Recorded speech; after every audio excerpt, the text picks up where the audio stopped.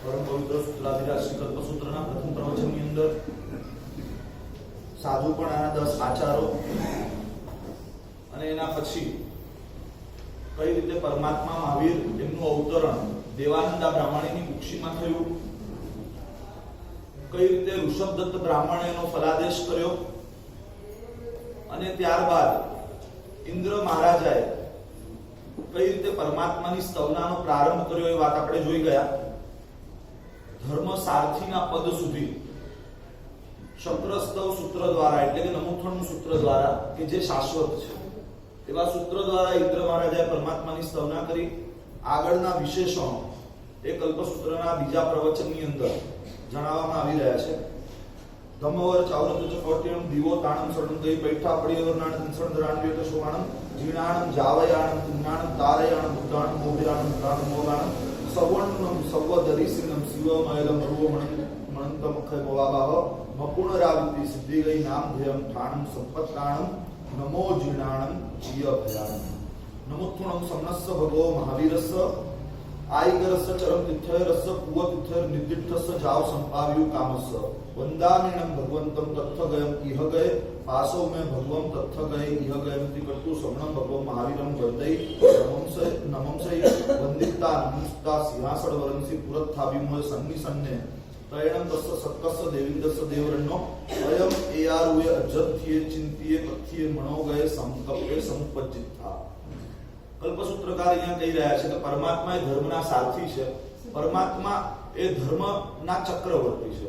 જેમ ચક્રવર્તી એ ધરતીના ચારે ચાર છેડા સુધી એના પોતે માલિક હોય, એના સ્વામી હોય, એમ પરમાત્મા પણ ધર્મના ચાર છેડાઓ છે, ધર્મની ચાર સીમાઓ છે। દાન, શીલ, તપ અને ભાવ આ ધર્મના ચારે ચાર છેડાઓ ઉપર અનુશાસન કરનારા એટલે કે ધર્મના ચક્રવર્તી એવા પરમાત્મા, એમને નમસ્કારો જો।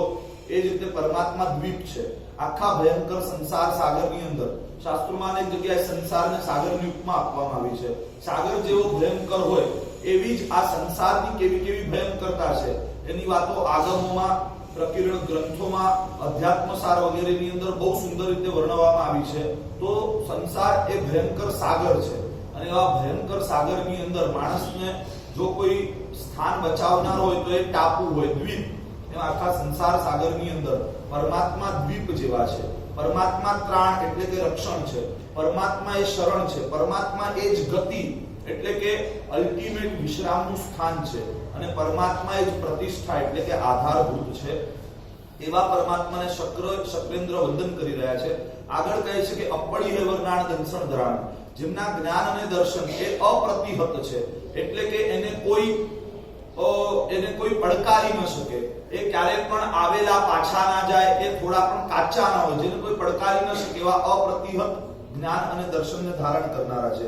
જેમનું છદ્મસ્તપણું એ નાશ પામી ગયું છે, જે જીન અને જાપક નિણાણમ જાવયાણમ તિન્નાણમ તારયાણમ ઉદ્ધાણમ બોયાણમ ઉદ્ધાણમ મોગાણમ એટલે કે જેમણે પોતે રાગ અને દ્વેષને જીત્યા છે, જીતવાના સ્વભાવવાળા છે અને અન્યને પણ રાગ દ્વેષ ઉપર વિજય મેળવવા માટે જે સહાયક છે, જે પોતે કરેલા છે અને બીજાને તારનારા છે, જે પોતે બોધ પામેલા છે, બીજાને બોધ પમાડનારા છે, જે પોતે મુક્ત છે અને બીજાને પણ મુક્ત કરાવનારા છે, જે સર્વજ્ઞ છે, સર્વગુણમ સર્વદર્શિનમ, જે સર્વજ્ઞ છે અને સર્વદર્શી છે, જે શિવ એટલે કે કલ્યાણકારી, અચલ એટલે કે જે ક્યારે પણ ચલાયમાન ન થાય, અરુજ એટલે કે રોગ વગરનું, અનંત એટલે કે જેનો ક્યારેય છેડો ના આવે, અંત ના આવે, અક્ષય એટલે કે જેનો ક્યારેય ક્ષય ન થાય, અવ્યાબાદ એટલે કે જ્યાં કોઈ પણ પ્રકારની પીડાઓ ના હોય, અને અપુનરાવૃત્તિ એટલે કે ફરી પાછું જ્યાં અવર જવર ના કરવી પડે, જ્યાંથી પાછું નીકળવું ના પડે। આપણે જે ઘરમાં રહીએ છીએ આપણું ઘર કેવું તો કે જે શિવ એટલે કલ્યાણકારી, પણ આપણા ઘરમાં ઘડીકમાં ક્યાંકથી કીડીઓ, ક્યાંકથી ઉધઈઓ, ક્યાંકથી જીવાતો, ક્યાંકથી ગરોળીઓ, કોકરોચ। શિવ એટલે કે જે કલ્યાણકારી હોય, અરુજ એટલે અચલ એટલે કે જે ક્યારે પણ ચલાયમાન થાય, તિરાડો પડે, પડી જાય, નષ્ટ થઈ જાય એવું ના હોય, અરુજ એટલે કે રોગ વગરનું હોય, અનંત એટલે કે જેનો ક્યારે પણ નાશ ન થવાનો હોય, અંત ન થવાનો હોય, અક્ષય એટલે કે જે ક્યારે પણ ખતમ ન થવાનું હોય, અવ્યાબાદ એટલે કે કોઈ પણ જાતની પીડા વગરનું અને અપુનરાવૃત્તિ અહીંયાથી અહીંયા થવાનું ન હોય એવા સિદ્ધિ ગતિ નામના સ્થાનને પામેલા એવા પરમાત્માને અહીંયા નમો જીનાણું નમસ્કાર કરવા દ્વારા, અને કેવા નમો જીન કેવા છે તો કે જેમણે ભયોને જીતી લીધા છે એવા જીનને નમસ્કાર કરી રહ્યા છે. અને નમસ્કાર કર્યા પછી આ તો સામાન્યથી તીર્થંકરની સ્તવના કરી, પણ પછી ઇન્દ્ર મહારાજા આવે કહે છે નમોત્થણમ સમનસ્સ ભગવો મહાવીરસ્સ, શ્રમણ ભગવાન મહાવીરને હું નમસ્કાર કરું છું. કેવા છે તો કે જે છેલ્લા તીર્થંકર છે અને આગળના દરેક તીર્થંકરોએ જેમના ગુણગાન ગાયેલા છે એવા ભગવાન મહાવીરને હું નમસ્કાર કરું છું. અહીંયા રહેલો હું ભગવાનને નમસ્કાર કરું છું, અને ત્યાં રહેલા ભગવાન એ મારી ઉપર કૃપા દ્રષ્ટિ કરે. આ રીતે ભગવાનને નમસ્કાર કરી વંદન કરી અને ફરી પાછા પોતે ઊભા થાય છે. જે ડાબો ઢીંચણ ઊભો કરી અને નમોત્થણમની મુદ્રામાં પરમાત્માની સ્તવના કરી હતી, હવે ત્યાંથી ઊભા થઈ ફરી પાછા પૂર્વાભિમુખ જે પોતાનું સિંહાસન છે ત્યાં શક્રેન્દ્ર પોતે બેસે છે. અને બેઠા પછી શક્રેન્દ્રને લાઈટ થાય છે. અરે આ વસ્તુ તો નોટિસ કરવાની જ રહી. ભક્તિનો ઉમળકો એવો હતો કે અવધિ જ્ઞાન સવારે સાંભળ્યું કે સભાની અંદર, સુધર્મ સભાની અંદર ત્યાં ગીત વાજિંત્રો નૃત્યો નાટ્યો બધું ચાલી રહ્યું છે, અને એ દરમિયાન બસ યોગાનુયોગ ઇન્દ્ર મહારાજાએ અવધિ જ્ઞાનનો ઉપયોગ મૂક્યો, અને અવધિ જ્ઞાનનો ઉપયોગ મૂકતાની સાથે પરમાત્માને ભગવાન દેખાયા. દેવાનંદા બ્રાહ્મણીની કુક્ષીમાં દેખાયા. એકદમ સંભ્રમથી ઊભા થઈ ગયા. ઊભા થઈને આગળ ધસી ગયા, ઉત્તરાસન નાખ્યો, ડાબો ઢીંચણ ઊંચો કર્યો અને ત્યાં નમોત્થણમ સ્તોત્ર દ્વારા પરમાત્માની સ્તવના કરી. પણ જ્યારે સ્તવના પૂરી થઈ ગઈ ત્યારે પોતાને થયું કે હાય, આ વસ્તુ તો નોટિસ કરવાની જ રહી ગઈ. આવું તો ક્યારે બનતું નથી, આવું ક્યારે બન્યું પણ નથી, આવું ક્યારે બનવાનું પણ નથી કે કોઈ અરિહંત ચક્રવર્તી બલદેવ કે વાસુદેવ એ કોઈ અંતકુલની અંદર, અંત્યકુલ એટલે કે શુદ્ર વગેરે કુળોની અંદર, પ્રાંતકુલ એટલે કે અધમ કક્ષાના જે કુળો હોય એની અંદર, તુચ્છ કુળ એટલે કે જે નાના ન્યુક્લિયર ફેમિલીઓ, એકદમ નાના નાના પરિવારો હોય એની અંદર, દારિદ્ર્ય કુલ એટલે કે નિર્ધન એવા કુળની અંદર, કૃપણ એટલે કે જે દાન આપવામાં એકદમ કંજૂસ હોય એવા કુળોની અંદર, અથવા તો ભિક્ષાચર કુળ એટલે કે જે માંગીને ખાનારા હોય એવા કુળની અંદર. આવું ક્યારે થયું નથી, થતું નથી, થવાનું પણ નથી કે તીર્થંકરો, ચક્રવર્તી, બલદેવ, વાસુદેવ વગેરે જે પણ શલાકા પુરુષો હોય એ શલાકા પુરુષ એ ક્યારે પણ જે માંગીને ખાતા હોય એને ત્યાં આવા શ્રેષ્ઠ પુરુષોનો જન્મ ન થાય. જે કૃપણ હોય, કંજૂસ હોય એને ત્યાં ક્યારે પણ શલાકા પુરુષોનો જન્મ ન થાય. જે અધમ કાર્યો કરતા હોય એમને ત્યાં શલાકા પુરુષોનો જન્મ ન થાય. એમ જેના કુટુંબો બહુ નાના હોય, જેના કુટુંબો બહુ નાના હોય ત્યાં પણ આવા શ્રેષ્ઠ પુરુષોનો જન્મ ક્યારે ન થાય. આજે સમાજની અંદર નાનું કુટુંબ એટલે સુખી કુટુંબ, આ એક સૂત્ર બની ગયું. પણ આવા નાના કુટુંબમાં ક્યારે પણ શ્રેષ્ઠ આત્માઓનો જન્મ કુદરત જ એને એવી જગ્યાએ ના મોકલે. અને જેમ નાના કુટુંબોમાં ન થાય એમ નાના હૃદયોની અંદર, સાંકડા હૃદયની અંદર પણ ક્યારે પરમાત્માનું અવતરણ થાય નહીં. તો એમનું અવતરણ ક્યાં થાય? તીર્થંકર, ચક્રવર્તી, બળદેવ, વાસુદેવ વગેરે શ્રેષ્ઠ અને શલાકા પુરુષ એમનું અવતરણ ક્યાં થાય? તો અહીંયા કહ્યું છે કે ઉગ્રકુલ. ઉગ્રકુલ એટલે કે આદિનાથ પરમાત્માએ જેમને આરક્ષક તરીકે સ્થાપ્યા હતા. આદિનાથ પરમાત્માએ જ્યારે આખી રાજ્ય શાસનની વ્યવસ્થા ગોઠવી ત્યારે જેમને આરક્ષક એટલે કે સિક્યોરિટી માટે જેમને નિયુક્ત કર્યા, રક્ષણ માટે નિયુક્ત કર્યા એને ઉગ્રકુલ કહેવાય. એ રીતે જેમને વડીલ તરીકે સ્થાપિત કર્યા એને ભોગકુલ કહેવાય. જેમને મિત્રના સ્થાને સ્થાપિત કર્યા એ રાજન્ય કુલ કહેવાય. ઋષભદેવ પરમાત્માનો પોતાનો પરિવાર એ ઇક્ષ્વાકુ કુલ કહેવાય. અને આદિનાથ ભગવાને જેમને પ્રજા તરીકે સ્થાપિત કર્યા એને ક્ષત્રિય કુલ કહેવાય. તો આવા ઉત્તમ આત્માઓ એ આવા ઉગ્રકુલ, ભોગકુલ, રાજન્ય કુલ, ઇક્ષ્વાકુ કુલ કે ક્ષત્રિય કુલની અંદર ઉત્પન્ન થતા હોય, અથવા તો હરિવંશ નામનું જે કુલ છે એની અંદર ઉત્પન્ન થતા હોય એવું બને. પણ જ્યારે અનંતી અવસરપીણી ઉત્સર્પિણી જાય ત્યારે ક્યારેક ભવિતવ્યતાવશ એવું પણ કંઈક બની શકે. એવા આશ્ચર્યો બને કે માણસ મોઢામાં આંગળા નાખી જાય. કેમ કે અનંત કાળની અંદર એવા આશ્ચર્યો ક્યારે બનતા નથી, એવી ઘટનાઓ નથી બનતી કે જે આ અવસરપીણી કાળની અંદર બની. એવી 10 ઘટનાઓ અવસરપીણી કાળની અંદર બની કે જે અનાદિ અનંત કાળથી બની નથી, આગળ પણ એ થશે નહીં. એવી એકદમ ઇનસિગ્નિફિકન્ટ અનકોમન ઘટનાઓ. તો એ 10 જે આશ્ચર્યકારી ઘટનાઓ છે જેને આપણે અક્ષરા કહીએ છીએ, એ આશ્ચર્યકારી ઘટનાઓમાં સૌથી પહેલી આશ્ચર્યકારી ઘટના એ બની કે ભગવાન મહાવીર છદ્મસ્ત અવસ્થામાં તો એક પણ દિવસ એવો નથી કે ભગવાનનો ઉપસર્ગ વગર ગયો. એક પણ દિવસ ભગવાનનો ઉપસર્ગ વગર ગયો નથી. પણ કેવલ જ્ઞાન પામ્યા પછી પણ ભગવાન ઉપર ઉપસર્ગ થયો. આ એક બહુ મોટી આશ્ચર્યકારી ઘટના એટલા માટે છે કેમ કે કેવલ જ્ઞાન થયા પછી તીર્થંકરો એ શાતાવેદનીય કર્મનો જ બંધ કરે અને શાતાવેદનીય કર્મનો જ એમને ઉદય હોય. અશાતાવેદનીય કર્મનો ઉદય એમને હોય નહીં. છતાં પણ પરમાત્મા મહાવીર એ જ્યારે વિહાર કરતા કરતા એકવાર કેવલ જ્ઞાન પછી શ્રાવસ્તી નગરીમાં જ્યારે ગયા ત્યારે લોકોની અંદર એવી વાતો ચાલુ થઈ કે શું વાત છે, આજે તો આપણા નગરની અંદર બે સર્વજ્ઞ આવ્યા. બે સર્વજ્ઞો આવ્યા એટલે ગૌતમ સ્વામીએ સહજ રીતે પરમાત્માને પૂછ્યું કે ભગવાન આ બીજો સર્વજ્ઞ કોણ છે? સર્વજ્ઞ તો આપ એક છો. અને ત્યારે ગૌતમ સ્વામીને પરમાત્મા કહે છે કે આ કોઈ સર્વજ્ઞ નથી, આ તો શ્રવણ ગ્રામનો એક મંખલી, એક ફેરિયો હતો અને એ ફેરિયાની સુભદ્રા નામની પત્ની એનો દીકરો. એ લોકો ફેરીમાં ફરતા ફરતા એક જગ્યા પર ગયા અને એક જગ્યાએ આમ જ ક્યાંય પણ રોકાઈ ગયા હોય. ફેરિયાઓ જેમ ક્યાંય પણ અહીંયા બહાર અહીંયા ત્યાં બેઠા હોય એમ એક ગોશાળા હતી અને ગોશાળા પાસે એ લોકો રોકાયા હતા. ત્યાં જોઈને પ્રસવની વેદના ઉપડી, ગર્ભવતી હતી અને ત્યાં એને પ્રસવ કર્યો, ત્યાં સંતાનને જન્મ આપ્યો અને ગોશાળામાં જન્મ થવાના કારણે એના દીકરાનું નામ પડ્યું ગોશાલક.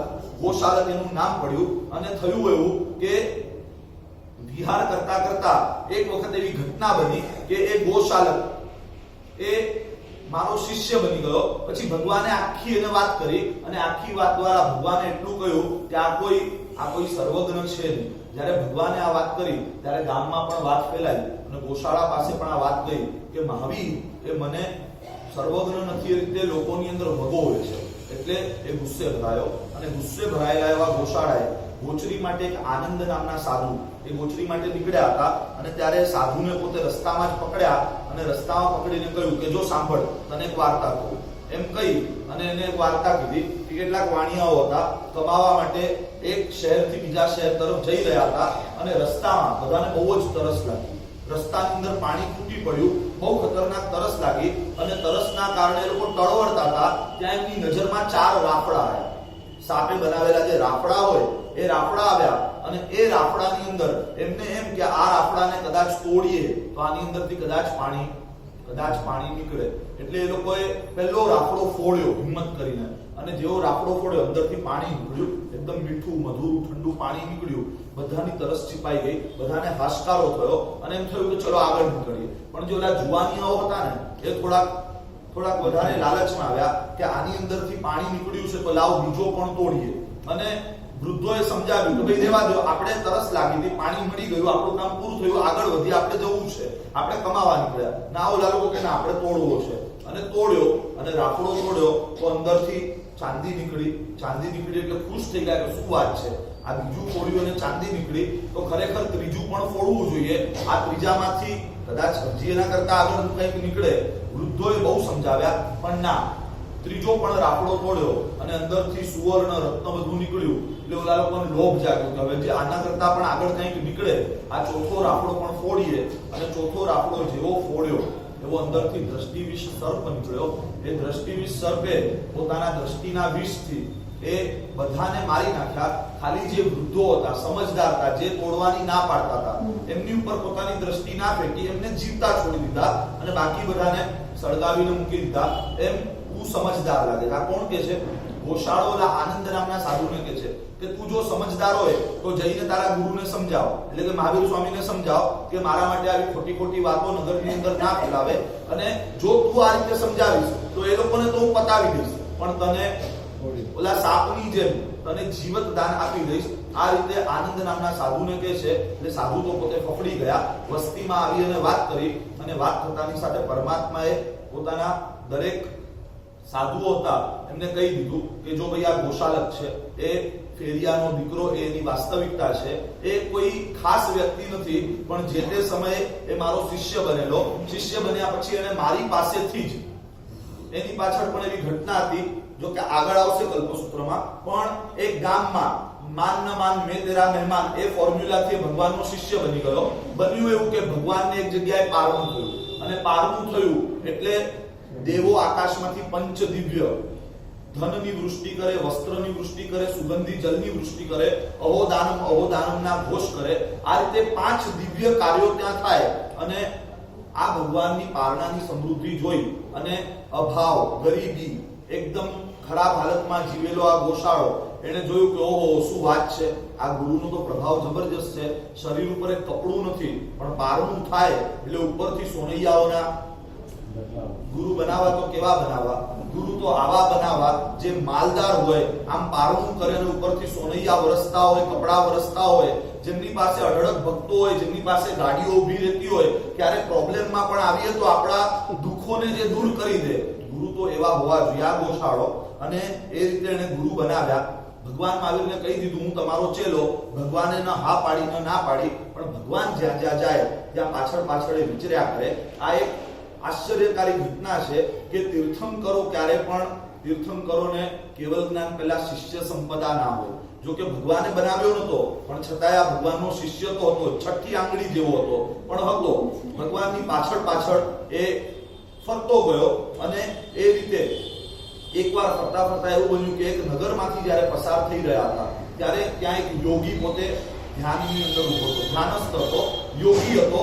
એટલે આમ શરીરની ટાપ ટીપ એને ટપારવું એવું બધું હતું નહીં. ઘણા સમયથી એને પોતાની જટાઓ એને ધોઈ નહીં હોય અને એના કારણે એ જટાઓ બધી અંદર અંદર આખી ગૂંચવાઈ ગઈ હતી. એની અંદર મેલ અને પરસેવાના કારણે ઘણી બધી જૂં પડી ગઈ હતી અને એ જૂં માથા ઉપર લઈને ધ્યાનની અંદર, કૌશલની અંદર સાચો યોગી હતો અને એટલે એ ધ્યાનની અંદર હતો.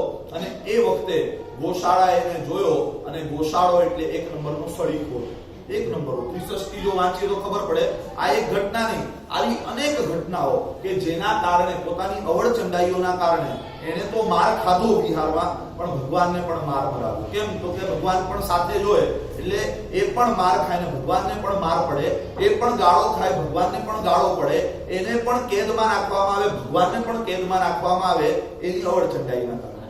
અને આવું બધું બનતું હતું. હવે અહીંયા ગોશાળાએ સળી કરી, ઓલા તાપસને ચીડાવા લાગ્યો કે જૂનો શૈયાતર, આ તો જૂની ધર્મશાળા છે આખી, જૂનો શૈયાતર. અને આ રીતે તાપસની જ્યારે મસ્તી કરી ત્યારે તાપસ તપથી બળ તો પોતે પ્રાપ્ત કરેલું જ હતું. તાપસ પાસે તેજોલેશા હતી અને એ તેજોલેશા ગોશાળાની સામે મૂકવામાં આવી, છોડી. જો એ તેજોલેશા ગોશાળાને સ્પર્શી ગયો તો ત્યાં જે ભસ્મીભૂત થઈ ગયો. પણ કરુણાના સાગર એવા ભગવાન, 3 નહીં 4 જ્ઞાનના ધણી, 4 જ્ઞાનના એ વખતે ધણી છે સાધના કાળમાં. ખબર છે કે આ સાપ છે, આને પીવડાવેલું દૂધ એ છેલ્લે ઝેર થઈને આપણી અંદર જ આવવાનું છે. છતાંય કરુણાના સાગર એવા ભગવાન તાપસની છોડેલી તેજોલેશાની સામે શીતલેશા છોડી ગોશાળાનો બચાવ કર્યો અને ત્યાંથી ફરી પાછા આગળ નીકળી ગયા. એટલે પરમાત્માએ આ બધી વાત પોતાના શિષ્ય પરિવારને કરી અને કહ્યું કે જ્યારે મારાથી વિખૂટો પડ્યો એની પહેલા એણે મને પૂછ્યું હતું કે પ્રભુ આ તાપસે મારી ઉપર જે તેજોલેશા છોડી, આ તેજોલેશા એ કઈ રીતે શીખી શકાય, એની સિસ્ટમ શું, એને સિદ્ધ કરવાની. જો આ ગોશાળાનું વ્યક્તિત્વ આની ઉપરથી દેખાય છે. ઓલી બાજુથી તાપસે તેજોલેશા છોડી છે, અહીંયાથી ભગવાને શું છોડ્યું? અને છતાંય ગોશાળાનો પ્રશ્ન શું છે? એને શીખવું શું છે કે તેજોલેશા કઈ રીતે છોડાય. એને ક્યારે એવો વિચાર નથી આવ્યો કે લાવ હું શીતલેશા કઈ રીતે છોડાય શીખી લઉં, જેથી ક્યારે કોઈ બળતો હોય તો એને હું ઠારવાનું કામ કરું. જેને બાળવામાં જ રસ હોય, એના પ્રશ્નો આવા જ હોય, એની જિજ્ઞાસાઓ પણ હરીફરીને એના કુતૂહલો પણ આવા જ હોય. એટલે ભગવાન પાસેથી તેજોલેશાની વિધિ શીખી. પછી તો એ વિખૂટો પડી ગયો, એને તેજોલેશા પણ સિદ્ધ કરી, અષ્ટાંગ નિમિત્તનો એ જાણકાર થયો અને આવું બધું અંટ સંટ થોડું ઘણું શીખી કરી અને પછી એ પાછો માર્કેટની અંદર લોન્ચ થયો. જ્યારે ભગવાનને કેવળ જ્ઞાન થઈ ગયું હતું ત્યારે એ પણ પોતાને સર્વજ્ઞ કેવડાવતો, એ પણ ઠેર ઠેર ફરતો હતો.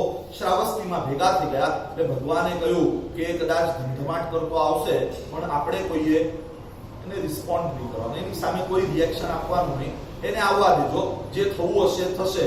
અને આ રીતે ભગવાને જ્યારે કહી દીધું, બન્યું પણ એવું કે લોકોમાં જે વાત ફેલાઈ ગઈ હતી કે આ તો સર્વજ્ઞ નથી, એ ફેલાતી ગઈ. એટલે ગોશાળાનો ધુંધવાટ હજી વધતો ગયો અને એ જેનો ગુસ્સો વધ્યો એ ગુસ્સામાં એ ભગવાન જ્યાં જે વસ્તીમાં હતા ત્યાં એ આવી ગયો અને ભગવાનને જેમ તેમ બોલવા લાગ્યો કે આ તમે શું અફવાઓ ફેલાવો છો, હું એ કોઈ ગોશાળો નથી, ગોશાળો તમારો જે શિષ્ય હતો એ તો મરી ગયો છે, ખાલી એનું શરીર બહુ પાવરફુલ હતું, સક્ષમ હતું, એટલે મેં એના શરીરની અંદર પ્રવેશ કર્યો છે, એટલે ખાલી શરીરનું છે, પણ હું ગોશાળો નથી, ગોશાળો તો ક્યારનો મરી ગયો. એટલે આવી ખોટી વાત તમે ફેલાવો નહીં. આ રીતે ભગવાનની સામે જ્યારે એકદમ બેફામ રીતે બોલવા લાગ્યો ત્યારે ભગવાને તો ના પાડી હતી, છતાં પણ ભગવાન પ્રત્યેની ભક્તિના અતિરેકથી ભગવાનના બે શિષ્યો સુનક્ષત્ર અને સર્વાનુભૂતિ, આ બે શિષ્યો ગોશાળાની સામે થયા અને જેવા સામે થયા ગોશાળાએ તેજોલેશા છોડી બંનેને બાળીને ભસ્મીભૂત કર્યા. ફરી પાછી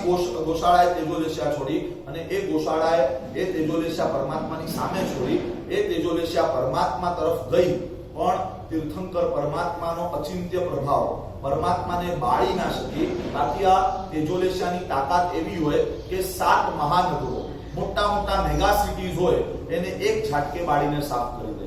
એટલે ન્યુક્લિયર વેપન કરતા પણ એક ન્યુક્લિયર વેપન થી હિરોશીમા સાફ થઈ શકે, એક થી નાગાસાકી સાફ થઈ શકે, પણ એક જ થી 7 મહાનગરો અથવા તો 500 ગામડાઓ મળીને ભસ્મીભૂત થાય એવી ભયંકર આ તેજોલેશા.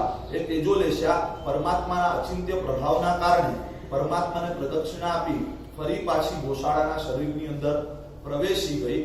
છતાંય એ તેજોલેશાની જે ઉષ્ણતા હતી એ ગરમીના કારણે 6 મહિના સુધી પરમાત્માને કેવળ જ્ઞાન પછી પણ સુનક્ષત્ર અને સર્વાનુભૂતિ મહાત્માએ તો ત્યાં કાળ કરી ગયા. શાસ્ત્રકારો લખે છે કે ગુરુ પ્રત્યેની જબરજસ્ત ભક્તિના કારણે ત્યાં ગુરુની આજ્ઞાના ભંગનું ઇન્ટેન્શન નતું. ગુરુએ તો ના પાડી હતી કે કોઈએ રિએક્શન નથી આપવાનું, છતાંય એ જે આગળ ઘસી પડ્યા એ ભક્તિનો એક ભાવ હતો. એ ભક્તિના ભાવમાં સુનક્ષત્ર મુનિ જે છે એ કાળ કરીને 8મા દેવલોકમાં ગયા અને એના પછી સર્વાનુભૂતિ મુનિ જે છે એ સામે પડ્યા. એમની સામે પણ જ્યારે તેજોલેશા મૂકવામાં આવી એ કાળ કરીને 12મા દેવલોકમાં ગયા. આની પાછળનું કારણ જો આપણે વિચારીએ તો એવું વિચારી શકાય, છેલ્લે તો અધ્યવસાય છે, પણ આની પાછળનું એક કારણ એવું હોઈ શકે. ગોશાળાએ જ્યારે તેજોલેશા છોડી અને જોયું કે સુનક્ષત્ર મુનિ બળીને ભસ્મીભૂત થઈ ગયા છે અને છતાંય મૃત્યુની પરવા કર્યા વગર બીજા મહાત્મા પણ સામે ધસ્યા. આ શું છે? એક મહાત્માને તો ખબર જ નથી શું થવાનું છે, પણ એક મહાત્મા તો આંખની સામે જોયા છે કે આ બળીને ખતમ થઈ ગયા અને છતાંય પોતે પરમાત્માની આશાતના એ જોઈ ના શક્યા. એ સામે પડ્યા, એ 12મા દેવલોકમાં ગયા. આ બાજુ પરમાત્મા ઉપર છોડેલી તેજોલેશા પ્રદક્ષિણા આપીને ફરી પાછી ગોશાળા ઉપર જ રિવર્સ થઈ. એના કારણે પરમાત્માને એ ગરમીથી 6 મહિના સુધી લોહીના ઝાડા ઉલટી થયા. પણ ગોશાળાના શરીરમાં એ જે પ્રવેશી, ગોશાળાને એવો ભયંકર દાહ ઉત્પન્ન થયો કે એના કારણે અઠવાડિયાની અંદર એ દાહની અંદર કણસી પીડાઈ અને પોતાના પાપોનો પશ્ચાતાપ કરતા કરતા છેલ્લે ગોશાળો ત્યાંથી મૃત્યુ પામ્યો. પશ્ચાતાપ કર્યો એટલે છેલ્લે સમ્યક દર્શનની પ્રાપ્તિ થઈ અને એના કારણે એકવાર 12મા દેવલોકમાં ગોશાળો પહોંચી ગયો. પણ આગળ જે ધર્માચાર્ય પ્રત્યેનો જે દુર્ભાવ, ધર્માચાર્યને જાનથી મારી નાખવા માટેનો જે એટેમ્પ્ટ, એના કારણે ગોશાળો આગળ અનંત સંસાર ભટકશે. વાત અહીંયા એટલી જ, ખાલી ઉપસર્ગ કેવલ જ્ઞાન થયા પછી પણ તીર્થંકર પરમાત્માને ઉપસર્ગ આવું ક્યારે પણ બને નહીં, પણ અહીંયા બન્યું. બીજી વાત એ કે ગર્ભનું હરણ, ત્યારે પણ એક ગર્ભમાંથી બીજા ગર્ભની અંદર તીર્થંકર પરમાત્માનું સંક્રમણ થાય નહીં. જ્યાં એમનું ચ્યવન થાય ત્યાંથી જ એમનો જન્મ થાય. પણ અહીંયા આ ઘટનામાં ફેરફાર થયો. એનો પ્રસંગ તો આગળ આવશે, એનાથી જ આ વાત આ પોઈન્ટ ઉપરથી જ નીકળી છે. ત્રીજા નંબરનું આશ્ચર્ય કે તીર્થંકરો એ હંમેશા પુરુષના દેહે જ અવતરે. પુરુષની અંદર જ એવા અનુશાસનના, એવા ગંભીરતાના વગેરે ગુણો હોય કે જેના કારણે એ તીર્થંકર બની શકે. સ્ત્રીની અંદર એવા પ્રાકૃતિક ગુણો હોય જ નહીં, છતાં પણ આ અવસરપીણીની અંદર મિથિલાના રાજા કુંભ રાજા, એમની દીકરી મલ્લી નામની કુમારી એ 21મા તીર્થંકર તરીકે સ્ત્રીના દેહે તીર્થંકર તરીકે ઉત્પન્ન થયા. એટલે એક બાજુ માયાનું અને સ્ત્રીપણાનું કલંક છે, બીજી બાજુ તીર્થંકરત્વનું સૌભાગ્ય છે. આ કલંક અને સૌભાગ્ય, આ બે વસ્તુ એક જ જગ્યા ઉપર ભેગી થઈ. આ પણ એક આશ્ચર્ય છે. એ રીતે પરમાત્મા મહાવીરને વૈશાખ સુદ દસમના દિવસે કેવલ જ્ઞાન થયું અને દરેકે દરેક તીર્થંકરો કેવલ જ્ઞાન થાય એ જ દિવસે એ પહેલી દેશના આપે અને એ જ દિવસે પરસદામાંથી સાધુ, સાધ્વી, શ્રાવક, શ્રાવિકા, દ્વાદશાંગી વગેરે સમગ્ર ચતુર્વિધ સંઘ અને દ્વાદશાંગીની રચના એટલે કે શાસનની સ્થાપના થાય. પણ પહેલી દેશના એમાં કોઈને પણ સર્વવીરતિના પરિણામ જાગૃત ના થયા અને જ્યાં સર્વવીરતિના પરિણામ જાગૃત ન થાય એ દેશના ભલે કેટલી પણ સફળ હોય, ભલે સર્વવીરતિ ગ્રહણ થાય કે ન થાય, પણ વીરતીનો પરિણામ પણ ન જાગે, પાપથી નિવૃત્તિનો પણ વિચાર ના આવે, એટલે દેશનાનો હાર્દ, દેશના એની સફળતા, એની પારાશીશી, પાપના ત્યાગ, પાપથી પાછા વળવાનો અધ્યવસાય કેટલો જાગ્યો, સંસારના દૂષણોથી દૂર થવાનો અધ્યવસાય કેટલો જાગ્યો, એની ઉપર દેશના એની સફળતા હોય છે. આ દેશના એટલા માટે નિષ્ફળ ગઈ કેમ કે એ પરિષદામાં કોઈ પણ ભાવિત ના થયું, એટલે કે કોઈ પણ સાધુ સાધ્વી, શ્રાવક શ્રાવિકા, દ્વાદશાંગી આવી કોઈ પણ વ્યવસ્થા ત્યારે એ દિવસે ઊભી ના થઈ. તો આપણને આશ્ચર્ય છે, આવા કુલ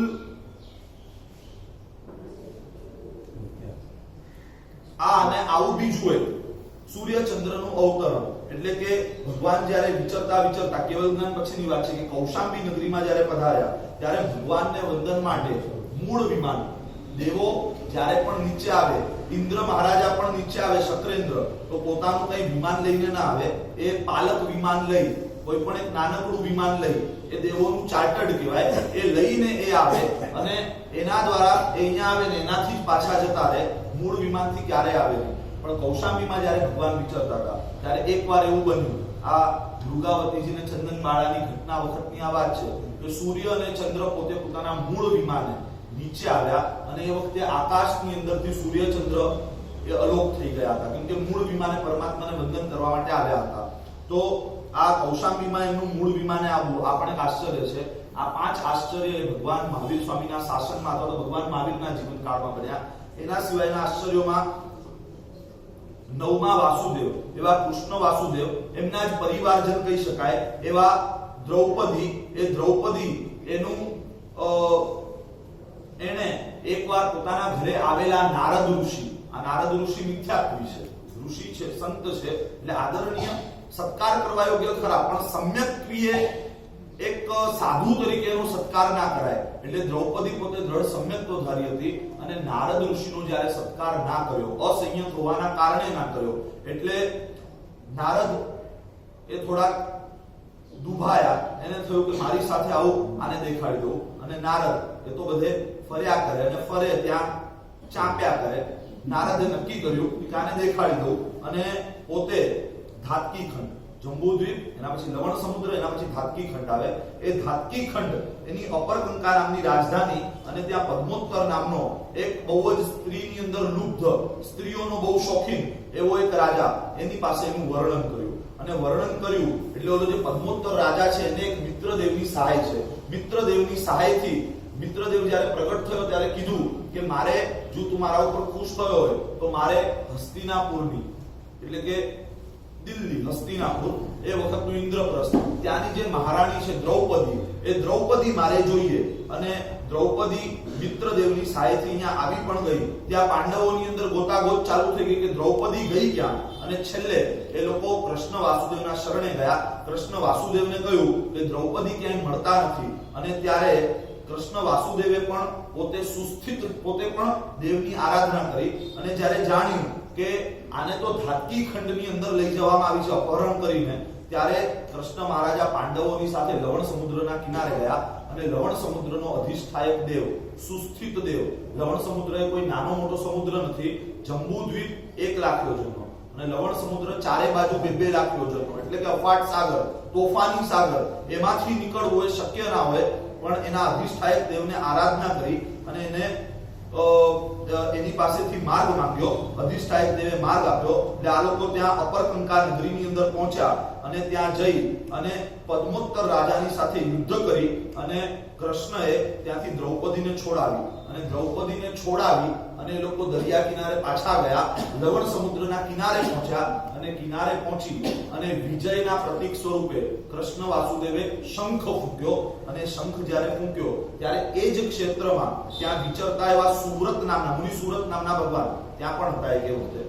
તો એ મુનિ સુરત સ્વામી ભગવાન એમની દેશના ચાલુ હતી. સમવસરણની અંદર ત્યારે કપિલ નામનો એક વાસુદેવ બેઠો હતો અને કપિલ વાસુદેવે સાંભળ્યો જ્યારે શંખનો ધ્વનિ કે આવો શંખનો ધ્વનિ તો વાસુદેવનો જ હોય, આ કોણ છે? તીર્થંકરને પૂછ્યું અને ત્યારે ત્યાંના જે મુનિ સુરત સ્વામી ભગવાન છે એમણે કહ્યું કે જંબુદ્વીપના ભરત ક્ષેત્રના કૃષ્ણ નામના છેલ્લા વાસુદેવ એ અહીંયા આવ્યા છે પ્રયોજનથી અને બસ હવે પાછા જઈ રહ્યા છે. એટલે કપિલ વાસુદેવને થયું કે વાસુદેવ મારો ભાઈ કહેવાય, બરાબર, અમે એક જ ગ્રેડના, એટલે એને મળવા માટે એ ત્યાંથી દોડ્યો. પણ એવું ક્યારે બને નહીં કે બે વાસુદેવ ક્યારે પણ ભેગા થાય, એ ક્યારે પણ ભેગા ના થઈ શકે. એ ઓલો દોડીને દરિયા કિનારે આવ્યો, ત્યાં કૃષ્ણ વાસુદેવ તો દરિયાની અંદર નીકળી ગયા હતા, આગળ વધી ગયા હતા. પણ અહીંયાથી કપિલ વાસુદેવે શંખનો ધ્વનિ પૂર્યો, એમને વેલકમ, આમ શું કહેવાય, ફેરવેલ માટે, એમને બાય બાય માટે. અને ત્યાંથી કૃષ્ણ વાસુદેવે પણ સામે રિસ્પોન્સ આપ્યો. આ રીતે બે વાસુદેવ ક્યારે ભેગા ના થાય, બે વાસુદેવના શંખના ધ્વનિ પણ ક્યારે ભેગા ના થાય. પણ આવું બન્યું કે બંને વાસુદેવના શંખનો ધ્વનિ એ ભેગો થયો. તો આ પણ એક આશ્ચર્ય છે. એ રીતે હરિવંશ કુલની ઉત્પત્તિ. એક નગરની અંદર વીરક નામનો શાળાપતિ, એટલે કે આમ બધી દેખરેખ રાખનારો એક માણસ હતો. વનમાલા નામની એની પત્ની હતી, ખૂબ જ સ્વરૂપવાન હતી. પણ ત્યાંનો જે રાજા હતો, એ રાજાએ એ સુંદર સ્ત્રીને જોઈ અને એને પોતાની ભેગી લઈ લીધી, પોતાના રાણીવાસમાં એને નાખી દીધી. અને આ બાજુ ઓલો જે વીરક શાળાપતિ હતો, એનો જે પતિ હતો, એ ગાંડો થઈ ગયો કે મારી પત્ની ક્યાં ગઈ, મારી પત્ની ક્યાં ગઈ, વનમાલા ક્યાં ગઈ. આ રીતે ગાંડાની જેમ વનમાલાને ગોતી રહ્યો છે, ભટકી રહ્યો છે, એકદમ બાવળો ગાંડો થઈ ગયો. અને આ રીતે ફરતા ફરતા ફરતા એકવાર એવું બન્યું કે એ બરાબર ફરતા ફરતા ઓલા રાજાના મહેલની સામે આવીને ઉભો રહ્યો. એકદમ ગાંડો છે. ત્યાં ગોખ ઉપર રાજા અને રાણી બેઠા છે. એ લોકો નગરની ચર્યા જોઈ રહ્યા છે, બસ આમ બેઠા છે અને ટાઈમ પાસ કરી રહ્યા છે. એ વખતે એમણે જોયું કે આ તો ઓલો જ, એટલે કે આનો પતિ. અને એ જોયું અને ત્યારે જ વીજળી પડવાના કારણે રાજા અને રાણીનું મૃત્યુ થયું. સાથે સાથે ઓલો જે ગાંડો માણસ હતો એનું પણ મૃત્યુ, એટલે કે જે પતિ હતો વીરક, એનું પણ મૃત્યુ થયું. અને બન્યું એવું કે રાજા રાણી એને ઓલા ગાંડાને જોયો એટલે બંનેને પશ્ચાતાપ થયો કે હાય, આપણે આપણી મોજ મજા ખાતર આનું જીવન બગાડી નાખ્યું, આવું મારે નતું કરવું જોઈતું. એવું રાજાને પણ થયું, એની પત્નીને પણ થયું કે મારે મારા પતિને નતો છોડી દેવો જોઈતો. અને આવા એક પશ્ચાતાપના કારણે એક નાનકડો શુભ અધ્યવસાય, એના કારણે બંને મૃત્યુ પામી અને હરિવર્ષ ક્ષેત્રની અંદર યુગલિક તરીકે ઉત્પન્ન થયા. હવે યુગલિક તરીકે જે ઉત્પન્ન થાય, નિયમ હોય, યુગલિકો સરળ હોય, બહુ જ ભદ્રિક પરિણામી હોય. એમના જીવનમાં કોઈ પણ પ્રકારનો ધર્મ, તપસ્યા વગેરે એ વખતે ધર્મ એવી જગ્યાએ હોય જ નહીં. પણ એમની સરળતા એટલી જબરજસ્ત હોય, નિષ્પાપ જીવન એવું જબરજસ્ત હોય કે અવશ્ય એ મૃત્યુ પામી અને દેવલોકમાં જ જાય. પણ અહીંયા બન્યું એવું કે આ લોકો યુગલિક થયા. આ બાજુ ઓલો જે વીરક શાળાપતિ હતો એ પણ મૃત્યુ, વીજળી પડવાના કારણે મૃત્યુ પામ્યો અને એ ત્યાંથી મરી. અને એ પોતે પણ એને જે દુઃખી થઈને જે કર્મો ખપાવ્યા હતા એના કારણે એ પણ વિદ્યુત કુમાર નામના દેવની અંદર ઉત્પન્ન થયો. અને દેવની અંદર ઉત્પન્ન થઈને એને જોયું કે આગલા ભાવની મારી કથની શું છે. અને જ્યારે જોયું કે આગલા ભાવમાં મારી પત્નીએ મને દગો આપ્યો અને આ રાજાએ પણ મને દગો આપ્યો, આ રાજા મારી પત્નીને ઉઠાવીને જતો રહ્યો, મારું તો આખું જીવન બગડી ગયું. એટલે રાજા અને રાણી ઉપર ગુસ્સે ભરાયો. અને રાજા અને રાણી એની ઉપર ગુસ્સે ભરાઈ અને એને નક્કી કર્યું કે હવે આ લોકો યુગલિક થયા છે ને, અહીંયાથી મરીને દેવલોકમાં જશે. એટલે એક તો આગલા ભાવમાં મજા કરી, હવે યુગલિકના ભાવમાં મજા કરશે, અહીંયાથી મરીને પાછા દેવલોકના ભાવમાં જશે, ત્યાંય મજા કરશે. હવે આ લોકોને દેખાડું શેના મજા કરે. અને એ દેવ જે છે એને નક્કી કર્યું કે આ લોકોને દુર્ગતિમાં કઈ રીતે લઈ જવાય, એ એવું કંઈક ગોઠવું. અને દેવોનો ક્યારેક આવો પ્રભાવ હોય, એવું ક્યારે બને નહીં કે કોઈનું આયુષ્ય ઘટાડી શકાય. પણ દેવો પાસે એવી કેટલીક શક્તિઓ હોય કે કોઈકને મારી નાખવું હોય, કોઈના આયુષ્યની અપવર્તના એટલે કે એને ટૂંકાવી દેવું હોય, તો દેવ એવું કરી શકે.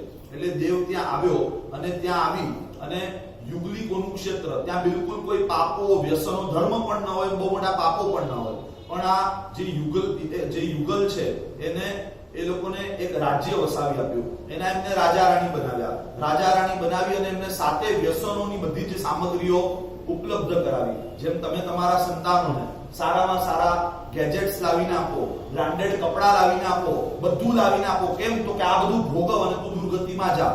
આ બધી સામગ્રીઓ એને દુર્ગતિમાં મોકલવા માટેની સામગ્રીઓ છે કે અમે તને બધું જ અવેલેબલ કરાવીએ. તું 15 વર્ષનો થાય એટલે તને 60,000 નો એક સ્માર્ટફોન મળી જવો જોઈએ. તું 18 વર્ષનો થાય એટલે તને એક 2 વ્હીલર મળી જાય. અને બધી જ સામગ્રી તને એવી અવેલેબલ કરાવીએ કે અહીંયાથી મરીને તું દુર્ગતિમાં જ જવો જોઈએ. એટલે આને બધી સામગ્રી અવેલેબલ કરાવી આપી, રાજ્ય આપ્યું, રાજા રાણી બનાવ્યા, 7 વ્યસનો, દારૂ, માંસ, નાટકો, ચેટકો, એવા બધા એમને વ્યસનોની અંદર એવા ચકચૂર બનાવ્યા કે એ યુગલ ત્યારે પણ એવું બને નહીં કે યુગલિક મરી અને કોઈ બીજી ગતિમાં જાય, દેવ જ થાય. પણ આ લોકો આ ટ્રેકમાં આવ્યા, એને એ બધા પાપો એમણે કર્યા અને આ બધા પાપો કરી અને એ લોકો નરકની અંદર ગયા. નરકની અંદર એ જે રાજા રાણી જે યુગલ હતું એ નરકની અંદર ગયા અને એના પછી એમની જે વંશ પરંપરા ચાલી આ હરિવંશ એ ત્યારથી ઉત્પન્ન થયો. મુનિ સુરત સ્વામી પરમાત્મા, નેમિનાથ પરમાત્મા એ આ હરિવંશની અંદર થયા. તો આ હરિવંશની ઉત્પત્તિ ક્યારે પણ આવી યુગલિકોમાંથી આવું કંઈ હોય નહીં, એ દુર્ગતિમાં જાય નહીં, પણ આવું બન્યું. તો આ પણ શીતલનાથ પરમાત્માના શાસનમાં થયું. તો આપણે આશ્ચર્ય છે. એ રીતે ચમરેન્દ્રનો ઉત્પાદ. એક વખત એવું બન્યું કે ચમરેન્દ્ર એટલે કે ભવનપતિ નિકાય, ભવનપતિ અને વ્યક્તરે જમીનની નીચે જ્યોતિષ એટલે સૂર્ય, ચંદ્ર, ગ્રહ, નક્ષત્ર, તારા અને એની ઉપર વૈમાનિક દેવલોક 1 થી 12 દેવલોક, વૈવ્યક અને અનુત્તર. તો નીચે જે ભવનપતિ નિકાયના દેવો છે, જમીનની નીચે જે રહે, એનો એક ઇન્દ્ર છે જેનું નામ છે ચમરેન્દ્ર. એ ચમરેન્દ્રની ઉત્પત્તિ થઈ કઈ રીતે? તો કે એક પૂરણ નામનો તાપસ હતો અને પૂરણ નામના તાપસે આગલા ભવની અંદર બહુ જબરજસ્ત તપ કર્યો. 60,000 વર્ષ સુધી ભિક્ષા, એ ભિક્ષાને પણ કાચા જે ચોખા હોય એ ચોખા લેવાના, એને 21 વાર પાણીથી ધોવાના, તદ્દન એને નિસત્વ કરી દેવાના અને એવા ચોખા હોય એના 4 ભાગ પાડી અને 1 ભાગ ખાવાનો, બીજા બધા દાનમાં આપી દેવાના. એટલે એક તાપસ તરીકેનું જેને આદર્શ જીવન કહેવાય એવું ઊંચું આદર્શ જીવન તાપસ તરીકેનું એ જીવ્યો. એના કારણે જે પૂરણ નામનો જે તાપસ હતો એ મરી અને ચમરેન્દ્ર થયો. હવે ચમરેન્દ્ર તરીકે ઉત્પન્ન થયા પછી એને અવધિ જ્ઞાનથી જોયું તો કે આ શું, હું જમીનની નીચે અને મારા માથા ઉપર સૌધર્મેન્દ્ર, આકાશમાં એ અને હું જમીનની નીચે, મારા માથે શાનો બેસે?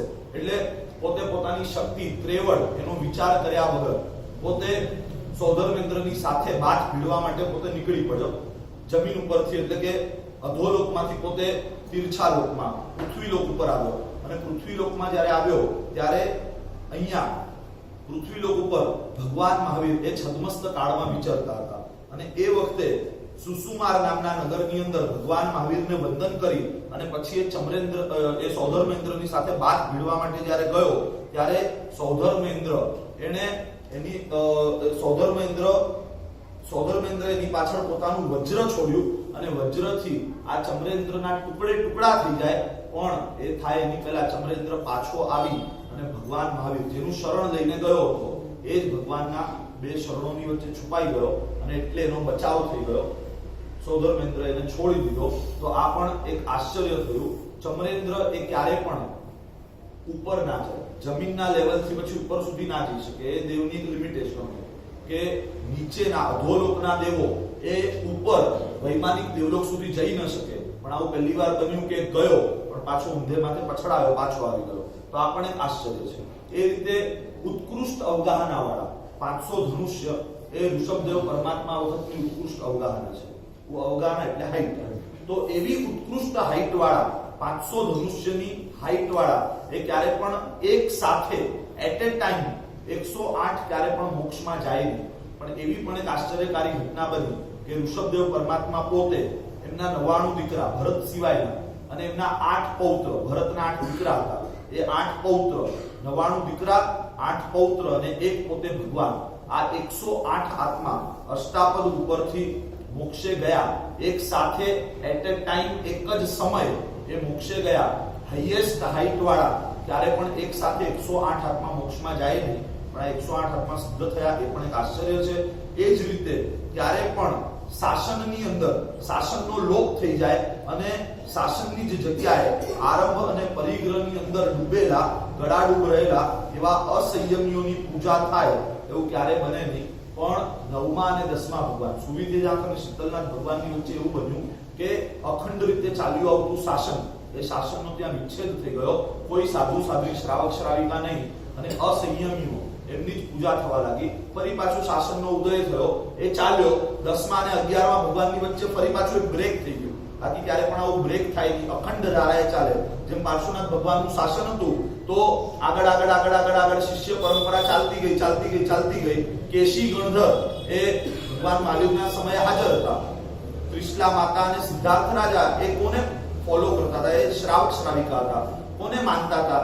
ભગવાનનો તો હજી જન્મ જ નથી થયો, ભગવાન તો હજી તીર્થંકર થયા જ નથી. તો કેશી ગણધર એમને ગુરુ તરીકે માની અને આરાધના કરતા હતા. તો આ રીતે કેશી ગણધર હતા અને એ દરમિયાન શાસનની સ્થાપના થઈ. એટલે ચેન આગળ કન્ટિન્યુ ચાલ્યું, બ્રેક નથી થઈ. પણ 10માંથી લઈ અને 16મા ભગવાનની વચ્ચે હંમેશા શાસનની ચેન એ બ્રેક થતી ગઈ.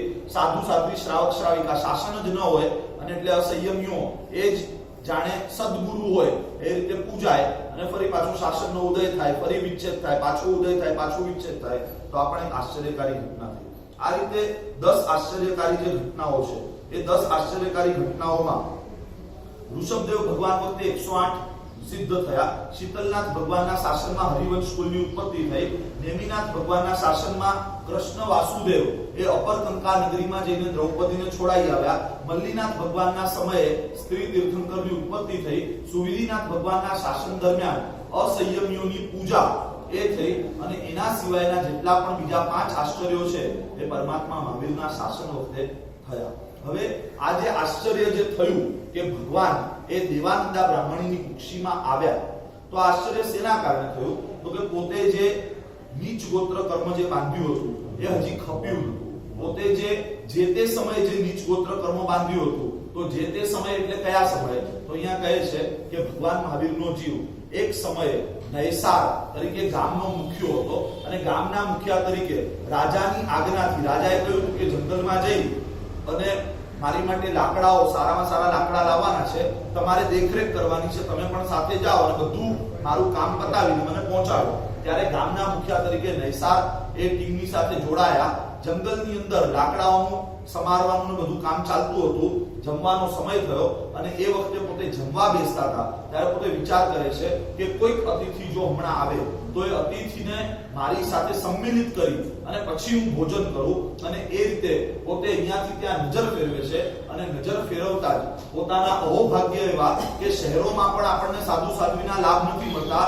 સાવ જંગલની અંદર નૈસાર એટલે કે છે મન હોય તો માળવે જવાય, નિયત હોય તો કુદરત પોતે કશું ગોઠવી દે.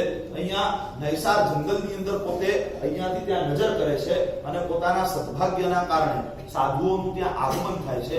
નૈસાર પૂછે છે કે આપ અહીંયા ક્યાંથી? અને એ વખતે સાધુઓ કહે છે કે ભાઈ અમે એક સારથની સાથે એક સમૂહની સાથે અમે મહાનગરમાંથી નીકળ્યા હતા, બીજા મહાનગર તરફ જઈ રહ્યા હતા, પણ અમે એક ગામમાં ગોચરી માટે ગયા અને સાથ આગળ નીકળી ગયો. એ લોકોને ધ્યાન ના રહ્યું, અમને પણ ધ્યાન ના રહ્યું, એ લોકો તો જતા રહ્યા. હવે અમે વિખૂટા પડી ગયા.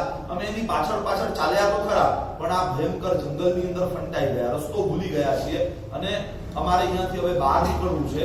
ત્યારે નૈસાર એમને કહે છે કે બહાર નીકળજો, પણ હમણાં તો ભોજન પાણીનો સમય થયો છે, તો આવો અને મને લાભ આપો, ભોજન કરો, પછી હું તમને રસ્તો દેખાડી દઈશ. અને એ રીતે સાધુઓને ત્યાં અન્ન અને પાણીથી એમની ભક્તિ કરે છે અને પછી એમને કહે છે કે ચાલો હું તમને માર્ગ દેખાડું.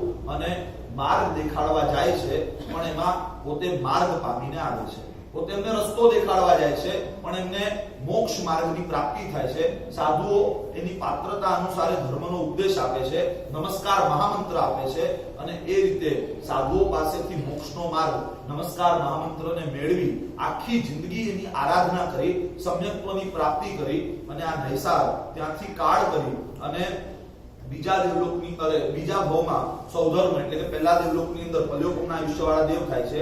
ત્યાંથી પલ્યોપમનું આયુષ્ય પૂરું કરી અને ઋષભદેવ પરમાત્માનો જ પરિવાર, એમાં ભરત ચક્રવર્તીના પુત્ર મરીચી રાજકુમાર તરીકે ઉત્પન્ન થાય છે. અને જ્યારે પરમાત્મા ઋષભદેવનું નગરમાં આગમન થાય છે ત્યારે પરમાત્માની દેશના સાંભળવા માટે ગયા છે. પરમાત્માની દેશનાથી વૈરાગ્ય વાસિત થઈ સંયમ અંગીકાર કરે છે અને સંયમ અંગીકાર કર્યા પછી 11 અંગ એનો સ્વાધ્યાય એના પોતે પાઠી થાય છે, એટલે કે પ્રકૃષ્ટ જ્ઞાન પ્રાપ્ત કરે છે.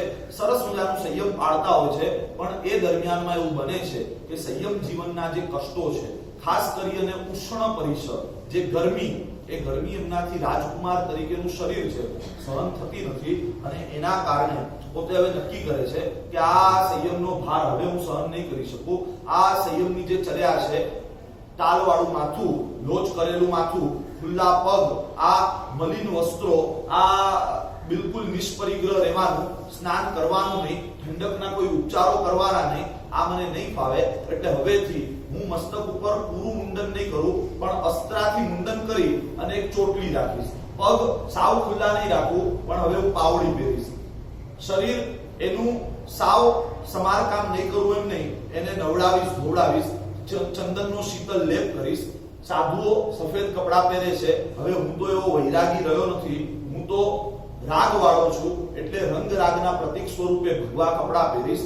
એ લોકો તો બિલકુલ નિષ્પરિગ્રહી છે, પણ હું મારા નિર્વાહ માટે થોડી સોનામોર રાખીશ, પણ છતાંય જેટલું છે એટલું હું જાળવીને રાખીશ. અને આ રીતે આ મરીચી ભગવાનની સાથે ને સાથે સાધુપણું છોડી દીધું છે, કુલીન વ્યક્તિ છે, ખાનદાન વ્યક્તિ છે, એટલે સાવ સંસારમાં જતા રહેવું એ તો ઉચિત છે નહીં. પાછા ચક્રવર્તીના દીકરા છે એટલે એ રીતે પણ ખાનદાન વ્યક્તિ છે એટલે સંસારમાં તો નથી જતા, પણ વચલો માર્ગ કાઢે છે.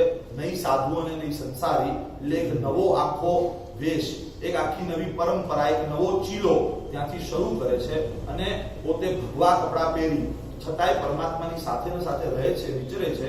ભગવાન જ્યાં જાય, ભગવાનની દેશનામાં જાય, કોઈક વ્યક્તિ જો પ્રતિબોધ પામવા માટે આવે એને સરસ પ્રતિબોધ પમાડે, કેમ કે જ્ઞાન તો જોરદાર છે જ. અને એને પ્રતિબોધ પમાડ્યા પછી એ જ્યારે વ્રતો સ્વીકારવા માટે તૈયાર થાય ત્યારે એને ભગવાન પાસે મોકલે. આ રીતે ચાલી રહ્યું છે. એ દરમિયાનમાં એકવાર એવું બને છે કે મરીચીની તબિયત બગડે છે, અને તબિયત બગડે છે ત્યારે હવે સાધુ તો છે નહીં, એટલે સાધુઓ તો સેવા સફેદ કપડાવાળા ભગવા કપડાવાળાની સેવામાં તો આવી ન જાય. એટલે મરીચીને મનની અંદર દુર્ભાવ થઈ જાય કે આ શું કે હમણાં સુધી હું આ લોકોની સાથે રહ્યો, આટલા વર્ષ, આટલો સમય, આટલો બધો પરિચય, અને આજે જ્યારે હું બીમાર પડ્યો છું ત્યારે આ લોકો જ મારી સાર સંભાળ નથી લેતા. પણ પછી પોતે મનને વાળે છે કે એમાં નવી વાત શું છે? એ લોકો તો પોતાના શરીરને પણ નથી સાચવતા, તો મારા શરીરને ક્યાંથી સાચવે? ના, એ લોકો વ્યાજબી છે, પણ હવે મારે કંઈક વિચારવું જોઈએ. જો એકાદ શિષ્ય થઈ જાય તો મારે શાંતિ. આજે સવારે એક ભાઈ મને પૂછતા કે સાહેબ તમારે બધું આમ હમણાં જાગતા નથી એટલે કઈ નહીં, પણ મને કે સાહેબ તમે ચેલો કેમ નથી કર્યો, કે તમને થતો નથી? મેં વધારે વાતને લંબાવી નહીં સવારના, પણ જેમના ઘરે છોકરાઓ છે એમને કેટલી ઉપાધિ છે જોઈ લો. એટલે નજીકમાં કોઈને ફરકવા ન દેવામાં નવું ગુણ છે. એમાં પાછું એવું છે, આવું મારા ગુરુ મહારાજે વિચાર્યું હોત તો મારી દીક્ષા ના થઈ હોત. ગુરુમાની વાત અલગ હતી, 56ની છાતી હતી. આપણી ત્રેવડ નથી કે આપણે કોઈને આવી રીતે ટેકલ કરી શકીએ. એટલે નાનો પરિવાર સુખી પરિવાર, છેલ્લે આ વાત ઊભી રહી જાય છે. બરાબર છે. અહીંયા મરીચી વિચાર કરે છે ના એકાદ હોય તો સારું પડે, બીમાર પડીએ, અટકીએ કરીએ તો એક હોય તો, પણ એ ખબર નથી એક કરવામાં પછી એનો જે નિભાવ ખર્ચ જે હોય ને એમાં આપણે ખાલી થઈ જઈએ. મરીચીના મનમાં વિચાર આવ્યો કે એક શિષ્ય હોય તો સારું, અને આ એક વિચાર આવ્યો, એ જતો પણ રહ્યો. પણ પછી એક વખત દેશના દરમિયાન ભરત ચક્રવર્તીએ પરમાત્માને પૂછ્યું કે પ્રભુ આપ અવસરપીણી કાળના પહેલા તીર્થંકર છો, તો આવા કેટલા તીર્થંકરો થશે? ભગવાને કહ્યું 24, મારા જેવા 24 તીર્થંકરો થશે. તો બીજા હું પહેલો ચક્રવર્તી છું તો ચક્રવર્તીઓ, તો કે તારા જેવા 12 ચક્રવર્તીઓ પણ થશે. તો પરમાત્મા ચક્રવર્તી સિવાયની પણ કોઈ પદવી હોય? તો કે હા, અર્ધ ચક્રવર્તી, એને વાસુદેવ કહેવાય, એવા પણ થશે. કેટલા થશે? તો 9 થશે. તો એ વાસુદેવના સગા ભાઈ બલદેવ એ પણ 9 થશે. એ વાસુદેવના જે રાઇવલ્સ હોય, એના જે વિરોધ, એના જે શત્રુ હોય, એવા પ્રતિ વાસુદેવ એ પણ 9 થશે. આ રીતે 63 સરાકા પુરુષોની વાત ભરત ચક્રવર્તીએ પરમાત્મા પાસે સાંભળી. ફરી પાછો પ્રશ્ન કર્યો કે શું આ ભરત ક્ષેત્રમાં જે 24 તીર્થંકરો થવાના છે એમાં કોઈ એવો આત્મા ખરો કે જે અહીંયા ક્યાંય હોય? અને એ વખતે ભગવાને કહ્યું કે આજ પરસદાની અંદર, અને એમાં પણ તારા અને મારા પરિવારમાં જન્મેલો મારો પૌત્ર અને તારો પુત્ર એવો મરીચી આ અવસરપીણી કાળનો 24મો તીર્થંકર થશે. અને આ વાત જ્યારે સાંભળી ભરત ચક્રવર્તી અહોભાવથી ભાવિત થઈ ગયા. શું વાત છે? મારા પિતા તીર્થંકર, મારો દીકરો આજે નહીં પણ બહુ આગળના ભવિષ્યમાં એ પણ તીર્થંકર થશે. એટલે આ વાતને સાંભળી અને ભરત ચક્રવર્તી મરીચી પાસે જાય છે, એમને વંદન કરે છે.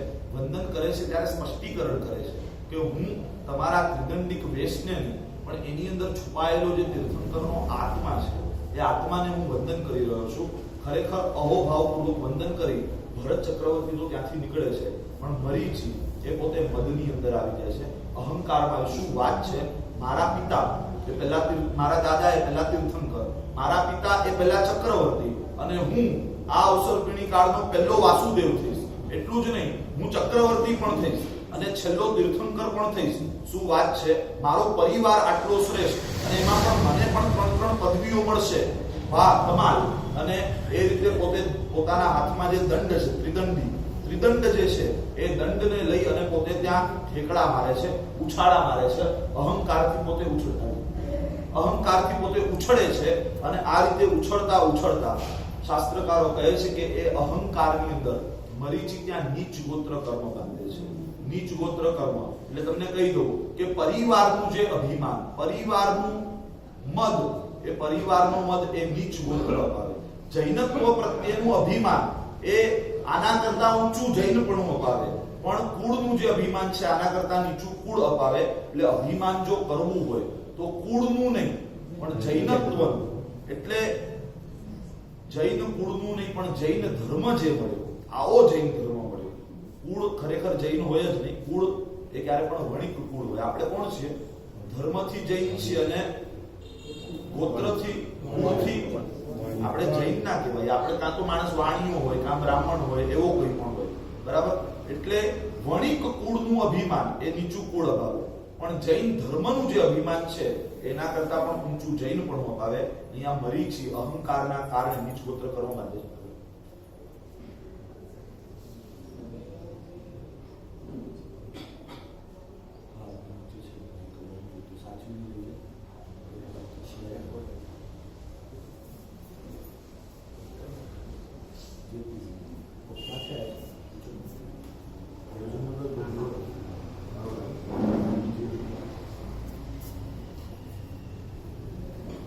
આ રીતે નીચ ગોત્ર કર્મ બાંધે છે. સમય વહે છે અને સમય વહેતાની સાથે મરીચી પરમાત્માની સાથે વિચરી રહ્યા છે અને વિચરતા એક વખત એવું બને છે કે કપિલ નામનો રાજકુમાર એ મરીચી પાસે આવે છે.